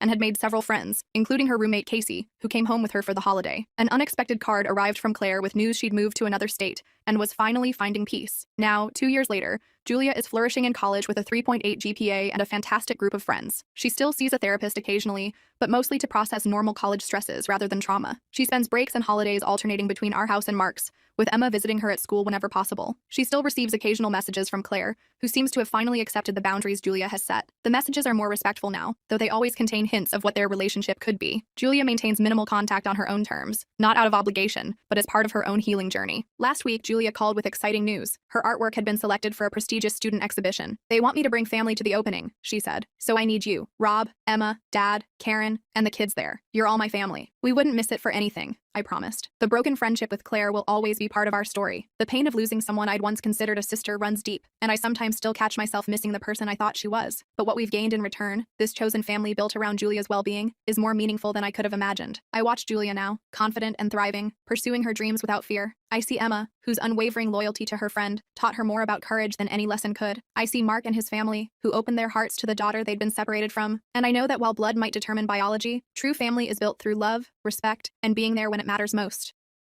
My psychopath sister told me to calm myself, and my mom encouraged her, so I tried to silently escape the house. My mom caught me and did everything she could to stop me, plus 3 updates. When I told my abusive mom I wanted to move out of her house for college, she started literally bawling her eyes out and screaming that I don't love her. My sister walked in and asked what happened. My mom screamed that I don't love her and want to move away. My sister took out her phone and, completely unprovoked, sent me the following DM. "You dumb bitch. I hate you. You're trash and I'm glad you were robbed. No one loves you and no one ever will. And how dare you make my mom upset. She was kind to you all her life and all she wanted was for you to stay. You're never going to be anything, and I know you've been feeling like unaliving yourself, so why don't you actually go and do it? No one will care. Your boyfriend broke up with you last year, and I think that goes to show no one cares about you. I hope you get raped again, but I should stop talking before you call the cops on me like you used to do to mom when we were kids. There's so much I'd love to say to you, but I don't want to be a bully." When I read that, I started crying, and when my mom saw me crying, she started laughing uncontrollably and calling my sister hilarious. "You're going nowhere," my mom said to me before walking away. I wanted to leave immediately, but I didn't even know where to go. I tried to calm down, tried to think, but then my sister walked back into the room. She had this smug look on her face. She stopped in front of me and just stared, like she was daring me to say something. "What's wrong?" she asked, her voice dripping with fake concern. "Did I hurt your feelings?" She didn't wait for me to answer. "Oh wait, I forgot. You don't have any. You're just this empty shell who thinks everyone owes her something." I didn't say anything. I didn't trust myself to speak. I knew if I opened my mouth, I'd either scream or start crying again, and I didn't want to give her the satisfaction. She leaned in closer, lowering her voice. "You're such a pathetic little crybaby. No wonder no one wants you around." Then she moved behind me, and before I could react, she flicked the back of my head. I stumbled forward a bit, and she laughed. "Oops," she said mockingly. "Sorry, didn't see you standing there. It stung, but I didn't. I just stood there, my fists clenched, trying to hold it together. I felt trapped, like I couldn't even move." She leaned in again, her breath against my ear. "You know,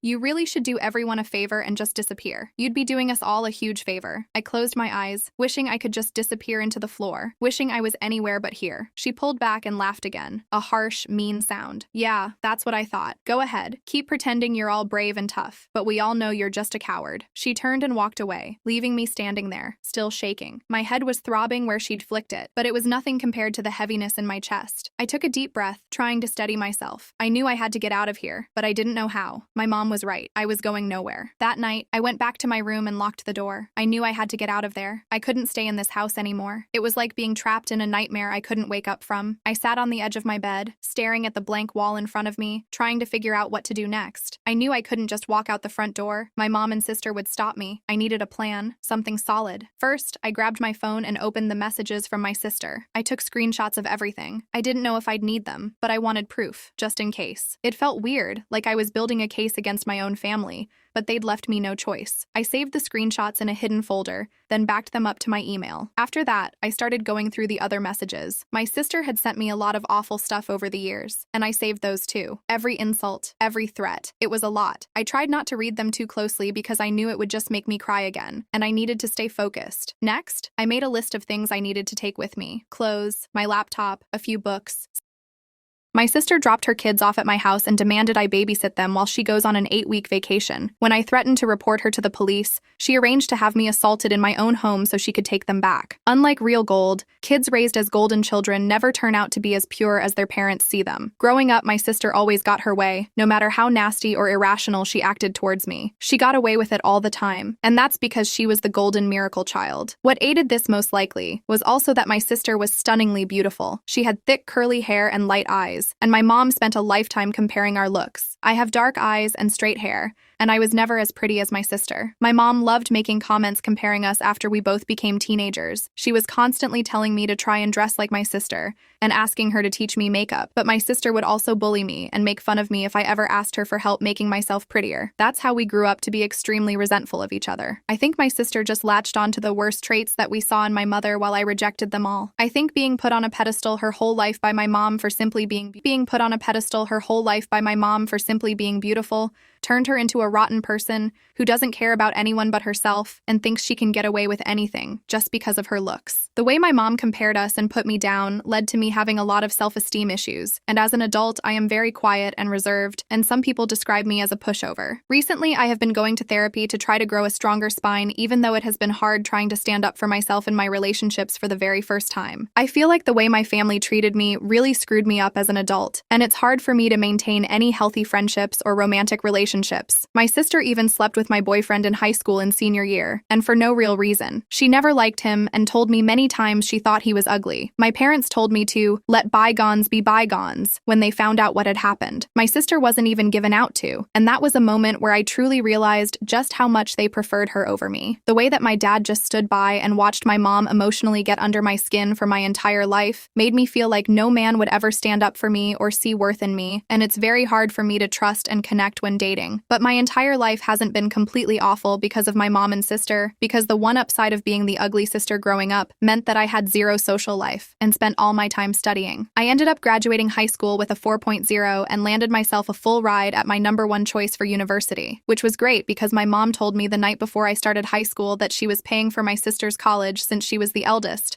but I would have to go to community and pay my way through it on my own. I remember sobbing and asking her why she didn't love me like she loved my sister, and she insisted that she did, but my sister deserved it more since she was her firstborn. The day I had landed my scholarship, I spent the entire day so excited to tell my parents about it. I guess part of me was kind of happy to have something that my sister didn't. My sister had spent all her time in high school partying and earning poor grades without any flack from my parents, and she was only going to college because my parents could pay for it. She wasn't even going to a very good one because her grades are so crap. So the day I rushed home to tell my family that I had gotten a full ride to a prestigious university, I had never been so excited to share good news with my family. But when I got home and told my parents about my scholarship, oh, my dad said was good job, and my mom didn't even look up from her phone or give me any response. Then she ignored me for the entire week after I had shared that news. I tried to ask her why she was mad at me for getting a scholarship for college, but she literally just avoided making eye contact with me and walked into the other room. It was like she literally hated me for earning my scholarship, when most parents would be excited. Whatever. That's when I started to understand just how alone I was, and how isolated my family wanted me to feel. I didn't understand why either. Why had my mom even had me just to spend a lifetime hating me, and in turn, making me hate myself? The day I got my scholarship turned into one of the worst days of my life as I cried myself to sleep and accepted that I would never have a family that loved me, not like my sister did, and I despised her for it. That night, I wrote in my journal until the sun rose about what I wanted to do with the rest of my life. I was tired of being this sad little girl, and I decided I was going to transform every ounce of rage I had into academic success. Instead of throwing myself a pity party and begging my parents for love and attention, I was going to redirect all my focus and energy to my studies as I always had, and give myself something they never could. I was going to be stable, independent, intelligent, and educated, even though I might never be loved. So that's exactly what I did. I went to school and graduated with honors. I got a fantastic position in a company I interned for right out of college, and I've been making 6 figures since I turned 23. When I came home for the holidays, I would tell my family about how I was doing, and I would get random compliments from extended family members, but my own parents never went out of their way to acknowledge or congratulate me for my accomplishments. As an adult, I knew better than to tell my mom about my high position at my company, or how much I was making since I knew it would just make her resent me more. But I told my dad, and one year he even told me that he was happy for me, and it was the nicest thing either my parents have ever told me. But even as an adult, my mom still treated me like an unwanted guest, and although I only saw them during the holidays, she would do everything in her power to get the attention off me if anybody asked me a question or directed the conversation towards me. For example, we were having Christmas dinner one year when my uncle congratulated me on a promotion I had been telling him about earlier that day. It was my second promotion within the company, and I had gotten a significant raise as well. I had been telling him about how I was looking into purchasing my first house. My uncle mentioned the promotion and the potential house, and a few other extended family members congratulated me and were pretty unexpectedly kind about the news. Another one of my cousins asked me what area I was house shopping in, and that's when my mom cut me off and said, "This is boring. Can we change the conversation?" Then under her breath, I heard her say, "It's probably not even true anyway." I ended up purchasing my house later that year, and when I posted about it on social media, everybody in my family liked the post except for my mom. I knew she was probably angry because my sister was having a completely opposite life experience than me. She had gone to college right out of high school, all paid for by my parents, and ended up failing out and getting pregnant by her first college boyfriend. I had a sneaking suspicion that my parents had asked her to get rid of the pregnancy, but she ended up keeping it and tried making it work with her baby dad that she had only known for 4 months. Well, it turns out that they were completely incompatible, but I guess that didn't stop them from trying to make things work or solve their relationship by having another kid. I remember having to hold back tears when I saw her posting about having a second child, since I knew the baby was probably being born into a toxic environment, since my sister was such an awful person, as was her baby dad. I had met him at the holidays, but he never even bothered to remember my name or make conversation with me, and every year he would bring home trays of food, despite not bringing anything. Obviously, my sister and I's relationship did not improve as we grew up, and we basically didn't talk to each other once we were both moved out of our parents' place. We had each other on social media, and the few times where we would see each other during the holidays, my sister would make nasty comments to me about my weight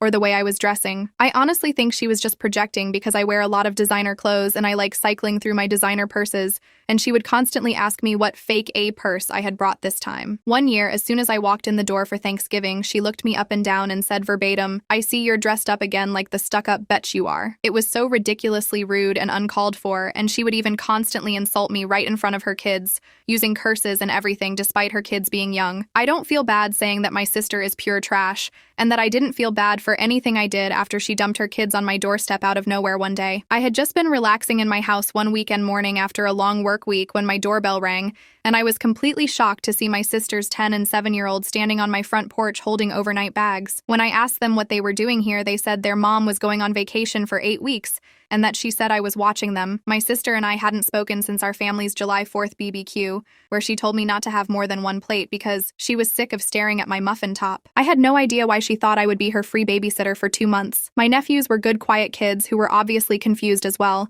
so I let them inside while I started calling my sister. My sister ignored my first 10 calls, but I kept at it until she finally answered. As soon as she picked up, I said that there was no way that I was watching her kids, and that if she wasn't here to pick them up herself as soon as possible, then I will be calling CPS on her. I was literally Googling the number for Child Protective Services while I had her on speaker when she dropped a bombshell on me. Her voice got incredibly deep and scary as she blackmailed me by saying that she would call my job and inform them that I was not taking my bipolar medication and get me fired. Even though my sister was an idiot who didn't understand anything about my job, my career was the most important thing to me, and I couldn't risk anyone threatening my position there. I just hung up after she said that and tried to figure out what to do next. I felt like my head was going to explode from the stress. Not only could I not watch her kids, but I had a trip planned a month from then to go visit my long-distance boyfriend, Eric, all the way in Australia, and meet his family for the first time. We had been dating for a while, and I had been anticipating this trip all year. It was so important since he was introducing me to his mom and dad, and I wanted it to go perfectly. Now my life was thrown into chaos all because of my moron sister,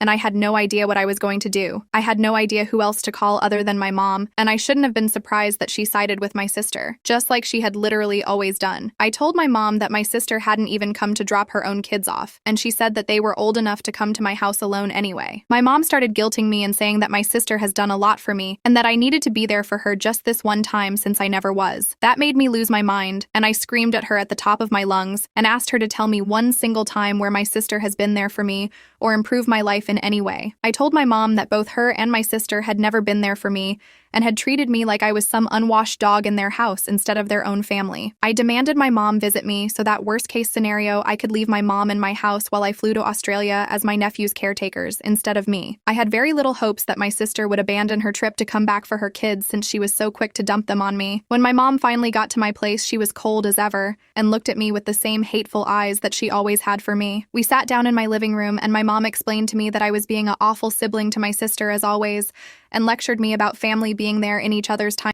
Exactly what kind of vacation my sister was on that was so important that she would forget her kids and leave them with someone who essentially hated her despite being her own sister. I told my mom that everything about this was weird and suspicious, and my sister disappearing for 8 weeks out of nowhere and leaving 2 young kids behind made no sense. And then I wanted the truth if I was going to be involved without consent like this. That's when my mom's face changed, and eventually she admitted to me that my sister wasn't just going on some vacation. She was actually being flown out by her sugar daddy. I literally laughed when she said this because I thought she was joking, but her face was dead serious. I was so emotionally exhausted at that point, and I freaked out on my mom asking her how she could be okay with this in any way. I told her that she had raised a complete loser of a daughter who left the country to go see a sugar daddy, instead of just getting a job to support her kids. My mom, of course, threw all my words back in my face and defended my sister as she always had, And at one point, she even said that it didn't matter how much money I had or how nice my house was, that I would always just be the ugly duckling compared to my sister, born ugly, and I was going to die ugly. After she said that, I had to restrain myself from grabbing her by the shirt and throwing her out of my house. When I screamed at my mom to get the hell out of my house, she yelled back that she wasn't going anywhere.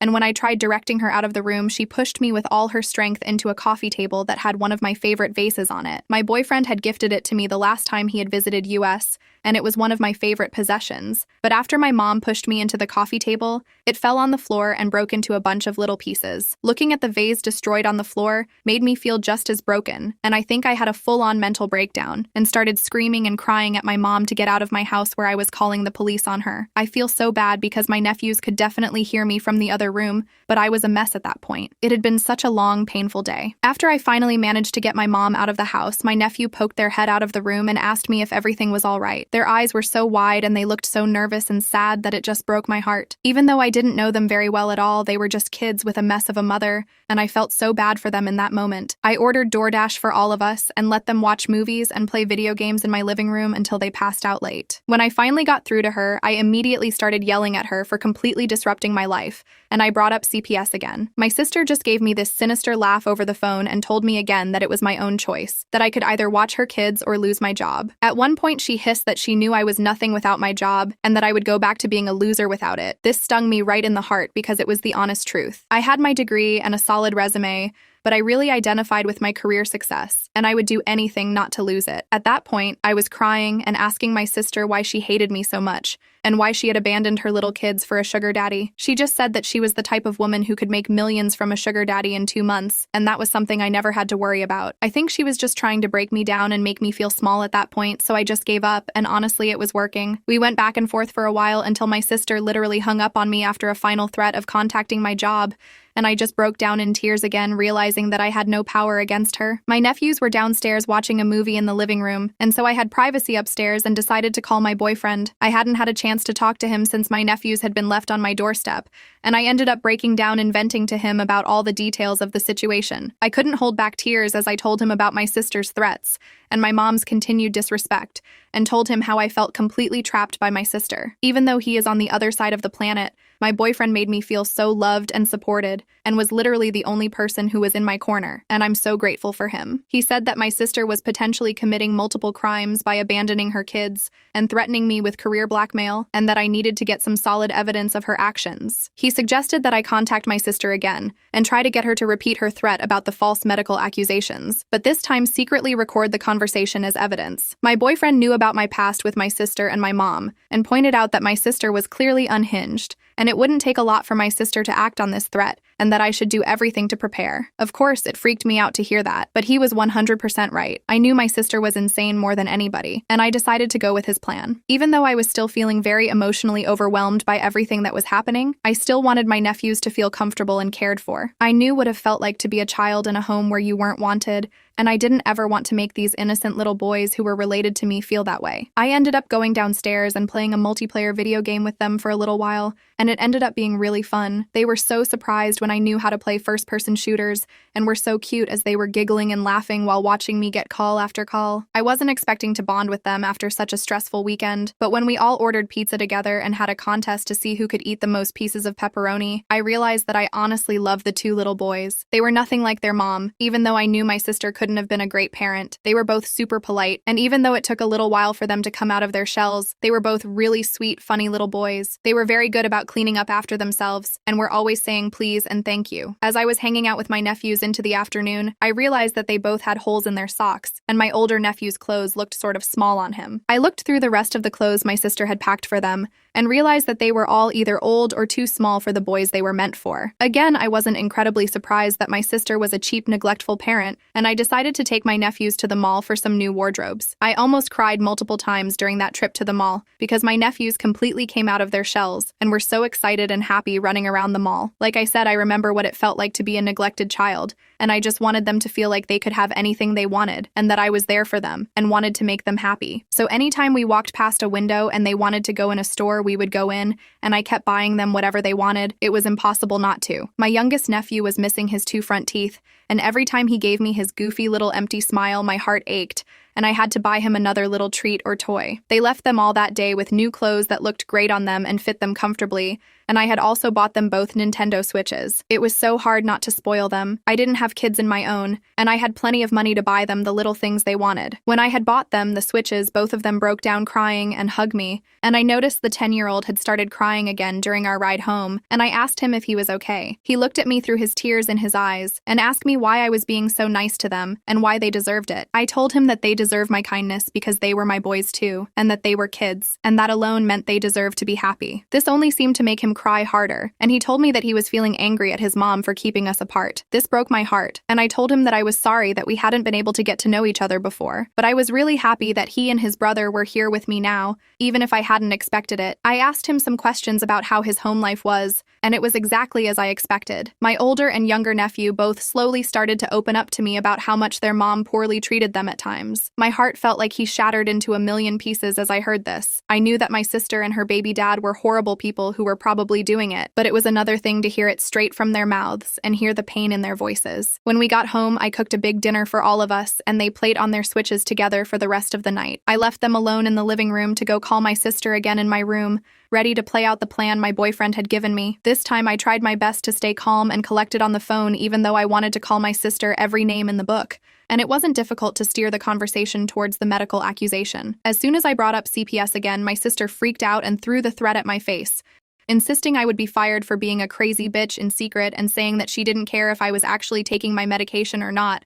Nobody was going to know if she was lying. She just kept telling me that nobody would believe a crazy sick bitch like me and that I didn't deserve my job anyway. I honestly think my sister might have been on drugs herself during this call because she sounded strung out and just kept repeating crazy phrases. After I had gotten what I needed out of the call, I hung up on my sister as she just kept saying that I didn't deserve anything in this life. I didn't deserve anything over and over again. Whatever. I pushed her words out of my mind as I made sure that I had recorded the entire call successfully. I had my sister recorded on audio saying that she was going to make false medical accusations to my employer. I realized how genius my boyfriend had been to suggest getting this recording, and I started emotionally preparing myself for the fallout if my sister followed through with her threat. After getting the recording, I tried my best to calm down and put my nephews to bed. The next morning before they woke up, I called CPS as soon as the line opened and reported the entire situation. I explained how my sister had abandoned her children and how we were completely estranged. I even want us to say that she had not only abandoned them, but left them here under completely false pretenses, and then used manipulation and coercion to force me to take care of them. I was surprised that CPS was actually pretty helpful,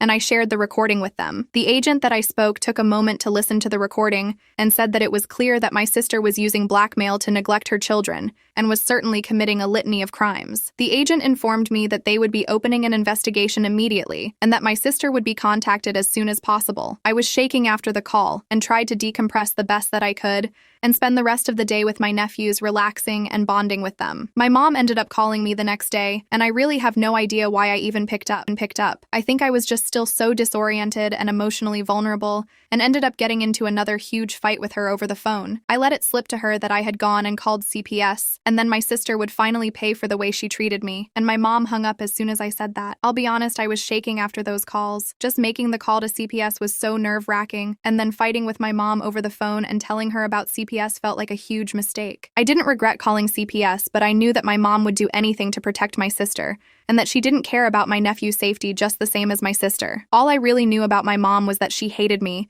and that she loved my sister, and I was sure what would happen next. There was absolutely no way that my mom wasn't going to immediately contact my sister after finding out that I had contacted CPS and try to put her 2 steps ahead of me. I was sure that she had hung up the phone on me to call my sister immediately, and there was no way that my sister wouldn't know about me calling CPS by the next day. I had a sleepless night, and the next morning, when I arrived at work, my receptionist informed me that my supervisor had scheduled a meeting with me before lunch, which meant that it was urgent. As nervous as I was to learn about this impromptu meeting, I knew that it was coming, and like I said, I knew my sister was crazy, and it was clear that all she wanted to do was ruin my life. I sat down in the meeting and cracked my knuckles to try to relieve the tension I was feeling. My 2 supervisors were there, and so was a higher-up I had never met before. All of them them were looking at me with suspicion in their eyes, and I felt like a bug under a microscope. Sure enough, they explained to me that they had been contacted by a trusted source within my family and had been informed that I was potentially unmedicated for a severe mental illness. They even told me that they had been given extreme details about past mental breaks that I have had, and they were concerned about me having a psychotic break within the office. But neither they are. My sister knew how prepared I had been for this meeting today. Of course, I knew that my sister was going to follow through with her threat. She had always hated me, and being able to rob me of my high-paying position would be the ultimate screw. You to her ugly little sister. And I knew she wouldn't hesitate to do it, but she would revel in it. If I hadn't been watching her nephews,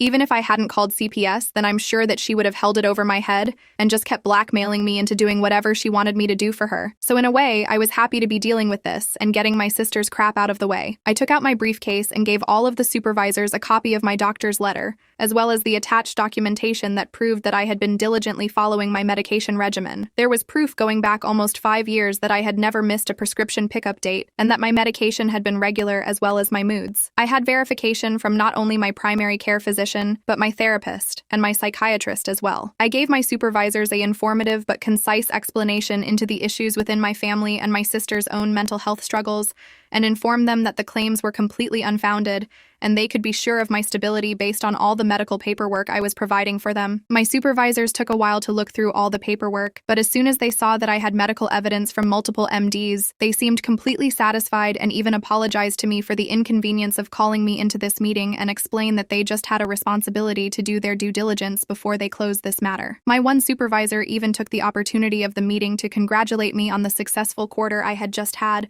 and bragged about my performance to the other supervisors, which made me look excellent. I literally left the meeting giggling because of how well it had went despite the reason for it, and thought about how poorly my sister's moronic plan had backfired on her. I could barely focus on my work for the rest of the day because I kept smiling dumbly every single time I thought about how I got to call my sister after I finished work and tell her about how her plan had been a complete bust. I called my sister as soon as I got back to my car that day and almost cried laughing as I told her about how the meeting had only taken about 15 minutes because she had sounded so crazy and stupid on the phone, and my bosses had never believed her in the first place. My sister was enraged and accused me of lying and said that she was sure I had been fired, and then I was just trying to save face. This made me laugh harder, and I told her that she had failed at trying to get me fired just like she had failed at everything else in her life. I told her that the only skills she had as a woman pushing 40 was lying and failing, and that even her own children were disappointed in her. My sister lost it all over again and just kept calling me the B word and the C word over and over again, claiming that I had completely betrayed her and said that she was hopping on the first plane back and that she was going to make me regret every single thing I had done to her. I was still laughing after the call,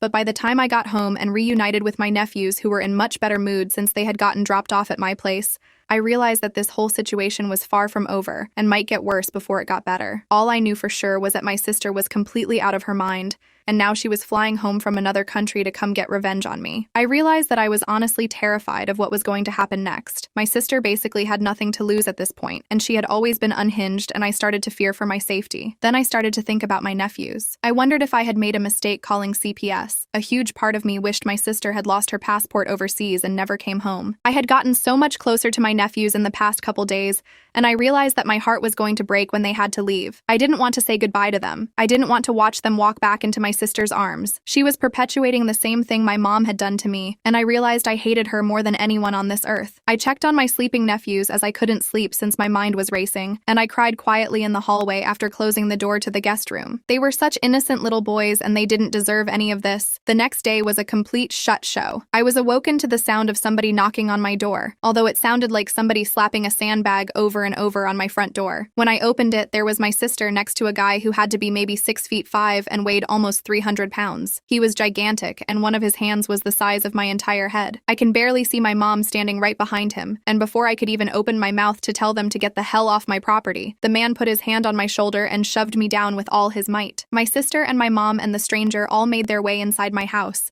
and I was collapsed on my floor as soreness sank into my shoulder where the man had thrown me down. I immediately started screaming at my sister for bringing the stranger to my house and screaming at him not to touch me, but he seemed to speak only Russian. I had no idea how this was even happening, and then I realized that my sister had beat CPS to my house. They have been scheduled to come around 11 a.m. that day, but my sister had busted my door down at 8 a.m. My nephews had been woken up by all the commotion and were walking out of the guest room with sleepy eyes at that point. I tried to get in between them and protect them from the stranger, but my sister barked at the man to go put my nephews in the car. It was complete chaos. Once they realized what was happening, both my nephews started asking my sister to leave them with me. I tried again to pull my oldest nephew out of the huge stranger's arms, but this time he grabbed my head and threw it into the wall. I saw stars as I sank to the floor and watched him carry my two little nephews out of my house. There was nothing I could do. My mom was crying too, but she left with them as well. Before they all walked out of my house, my sister walked over to me as I held my head in my hands, and when I looked up at her, she spit at me square the face. It was the most disgusting thing anyone's ever done to me, and one of the worst days of my life. They all drove off in this giant black Suburban that I had never seen my sister in before. I had no idea who the man was, and I couldn't believe the trauma that my sister had just inflicted upon everyone. She hadn't even let them take any of their stuff. They had left without any of their clothes, neither of their switches, and no breakfast. My heart broke for them, and I had an anxiety attack like I had never had before. I didn't realize how much it would hurt to care so much for my nephews, but I seriously love those boys with all my heart, and I just wanted to protect them and make sure that they were cared for, like I never had been when I was their age. But now they were scared and shoeless, in some random car with my psychotic sister and a humongous stranger. I was so disgusted with my mom's behavior. I couldn't believe she had just stood by while she watched that huge man toss me around in my own home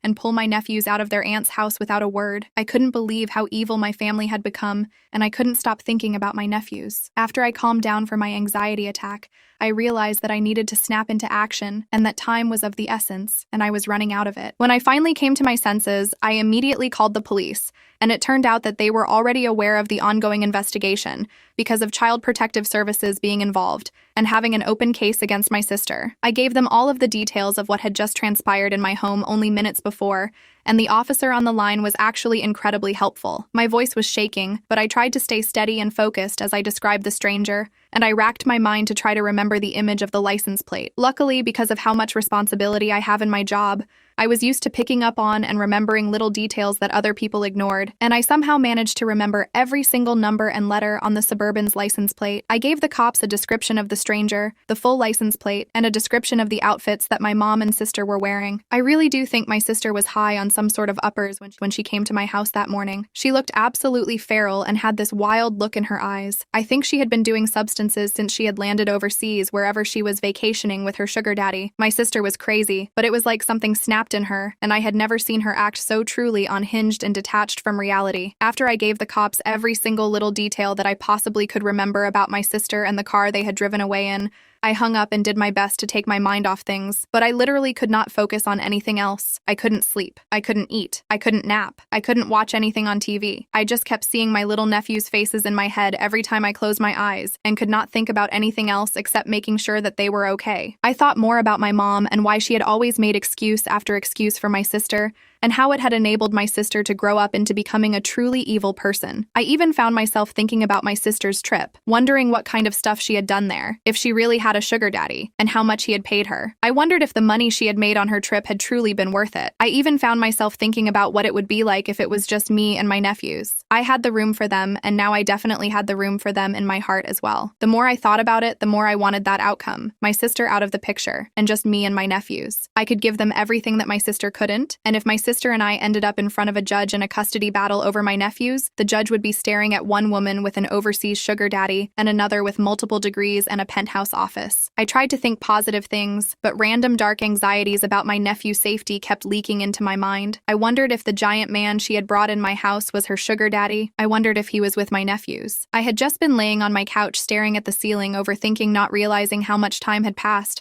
when I finally got a call back from the police station. They had been searching for the Suburban my sister had left in for hours and finally found them. The officer who had called me back was the same one from earlier and continued to be very helpful and shared a lot of details with me. He told me that they had 3 different police cars on the scene when they went to pull over the black SUV since they knew the man had already been violent that morning. Sure enough, even with firearms drawn on him, the man ran forward and trying to attack an officer and ended up getting hit in the thigh. He had punched 2 officers in the head and given a female officer a black eye. My sister had also physically attacked the officer who had tried to put handcuffs on her initially. I tried to picture it, my insane sister and the giant stranger physically battling a group of cops on the shoulder of the highway. I could not believe that something like this was actually happening in my family, and I wasn't just watching it on reality TV or something. I was still reeling in shock from everything the officer had shared with me about my sister's arrest, when he began telling me that my sister actually wanted to speak to me. I couldn't believe my ears, and he confirmed that my sister was sure that she wanted to use her one call on me. I asked the officer if he thought she was going to ask me for bail money, and he was honest and said yes, that's what she was screaming about. I told the officer that I wasn't even going to take her call and that she could rot in there for all I cared. The officer ended up giving me an understanding laugh, and I finally finished up the call without speaking to my sister. It was a complete mess, even though my sister was finally behind bars where she belonged. I found out my nephews were in CPS protection, and although they were safe, I was so worried. I also only had a week until my Australia trip, and if I didn't go, I would be losing thousands and thousands of dollars in bookings. Also, as I had mentioned earlier, if I cancel this trip,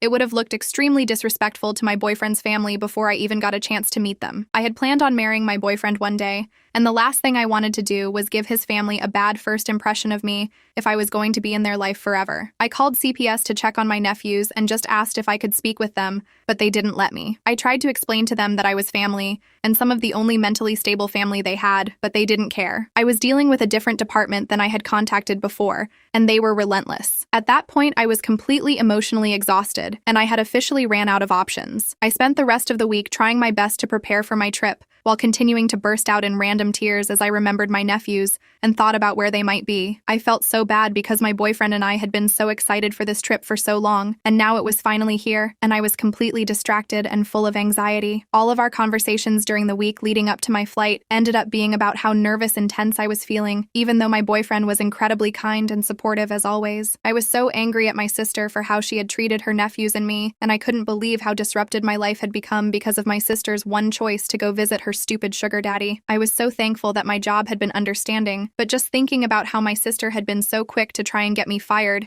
made me feel so betrayed and distressing of anybody in my family. Even my dad was off somewhere and not getting involved in all this drama when he surely was aware of all of it. He was spineless, just like my useless mom. My mom didn't even care about her grandchildren. She had enabled my sister's idiot choices, and that had led to her grandchildren being in the custody of strangers. I was sitting at the bar at the airport on the day of my flight to Australia, 2 cocktails deep, when I started looking at some photos of my nephews that I had taken while they were staying with me. We had taken these silly photo booth pictures at the mall all together, and I couldn't help but begin crying all over again over how much I loved and missed them. I decided that that would be the last time I cried until I landed back in America, and told myself that I really needed to try my best to enjoy the time with my boyfriend and his family. I had a life as well, and I couldn't let my sister ruin my time even from all the way across the globe. My time in Australia ended up going amazingly. I hadn't seen my boyfriend in months, and when he ran to me in the airport and picked me up princess style, I felt my heart explode from happiness. I had been through so much in those past couple of weeks, and just being back in the arms of my boyfriend, who was so warm and caring to me,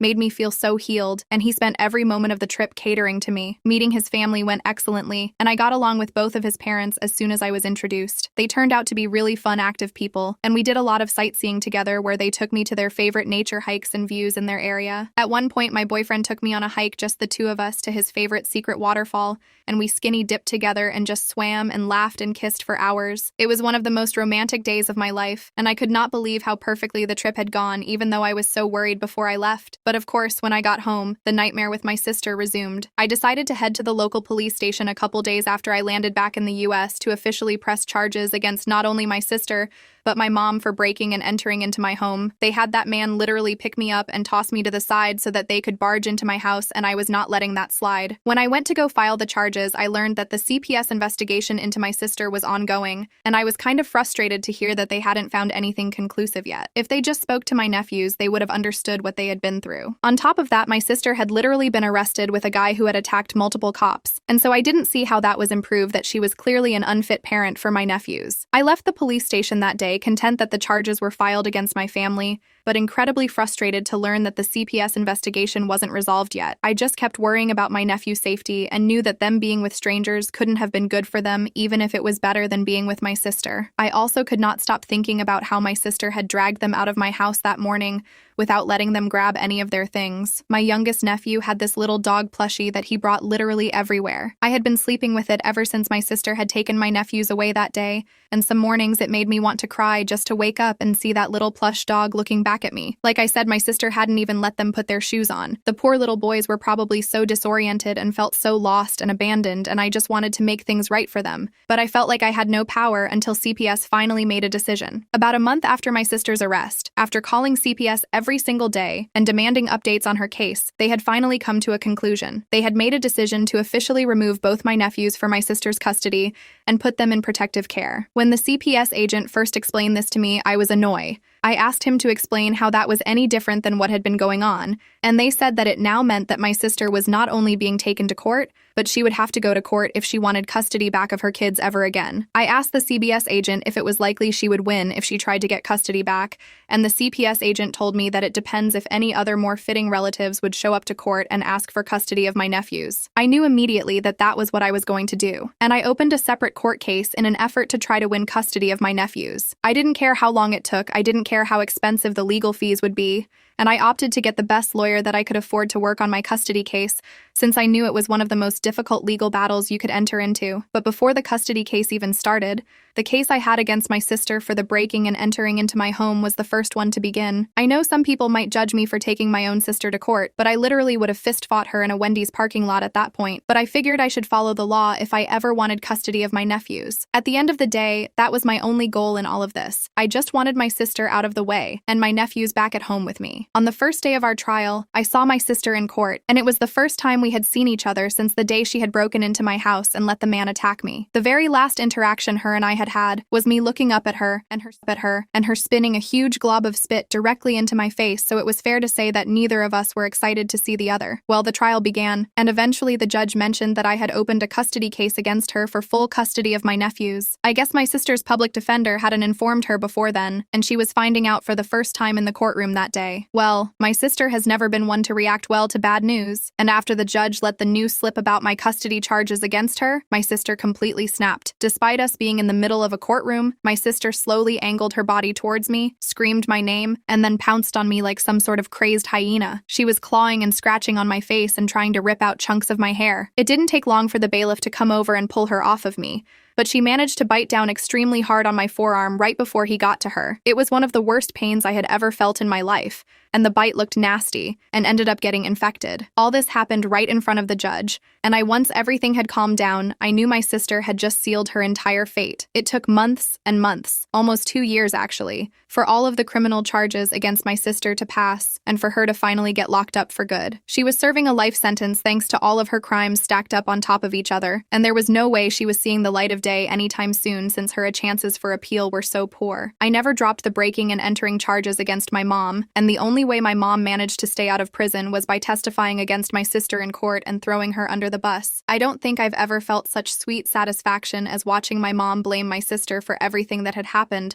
while sobbing her usual crocodile tears. I could not believe that my mom was finally betraying her perfect golden child, even though it had taken a lifetime, as well as the government's help. I knew that day, looking up at my mom on the stand, that it was the last time I was ever going to see her. It was last time I ever wanted to see her. I had seen enough of her and my sister for a lifetime, and I was done with their constant toxicity. My sister had completely transformed my life into a never-ending legal battle, and I just wanted to have a normal day-to-day life again. The custody battle for my nephews dragged on. Their birth father and his family began fighting me in court for full custody against them, and it just dragged the case out further. I didn't care. There wasn't a force on earth that could keep me from my nephews now that my sister was locked up. It took almost 2 years of legal battles, but eventually, I won full custody over my boys and brought my nephews back home. I will never forget how big they smiled and how tight they hugged me when they came home and found the bedrooms I had decorated for them in my house. I walked into my youngest nephew's bedroom, and he ran to me to show me his rediscovered Switch. I surprised him with his little plush doggy and caught him in a tight hug when he fell into my arms. The next thing I knew, my eldest nephew joined us, and both boys cried into my hair and told me how much they missed me. My eldest boy looked up at me, smiled with his big eyes full of tears, and just said, "I knew it, Auntie. I just knew you would come back for us one day."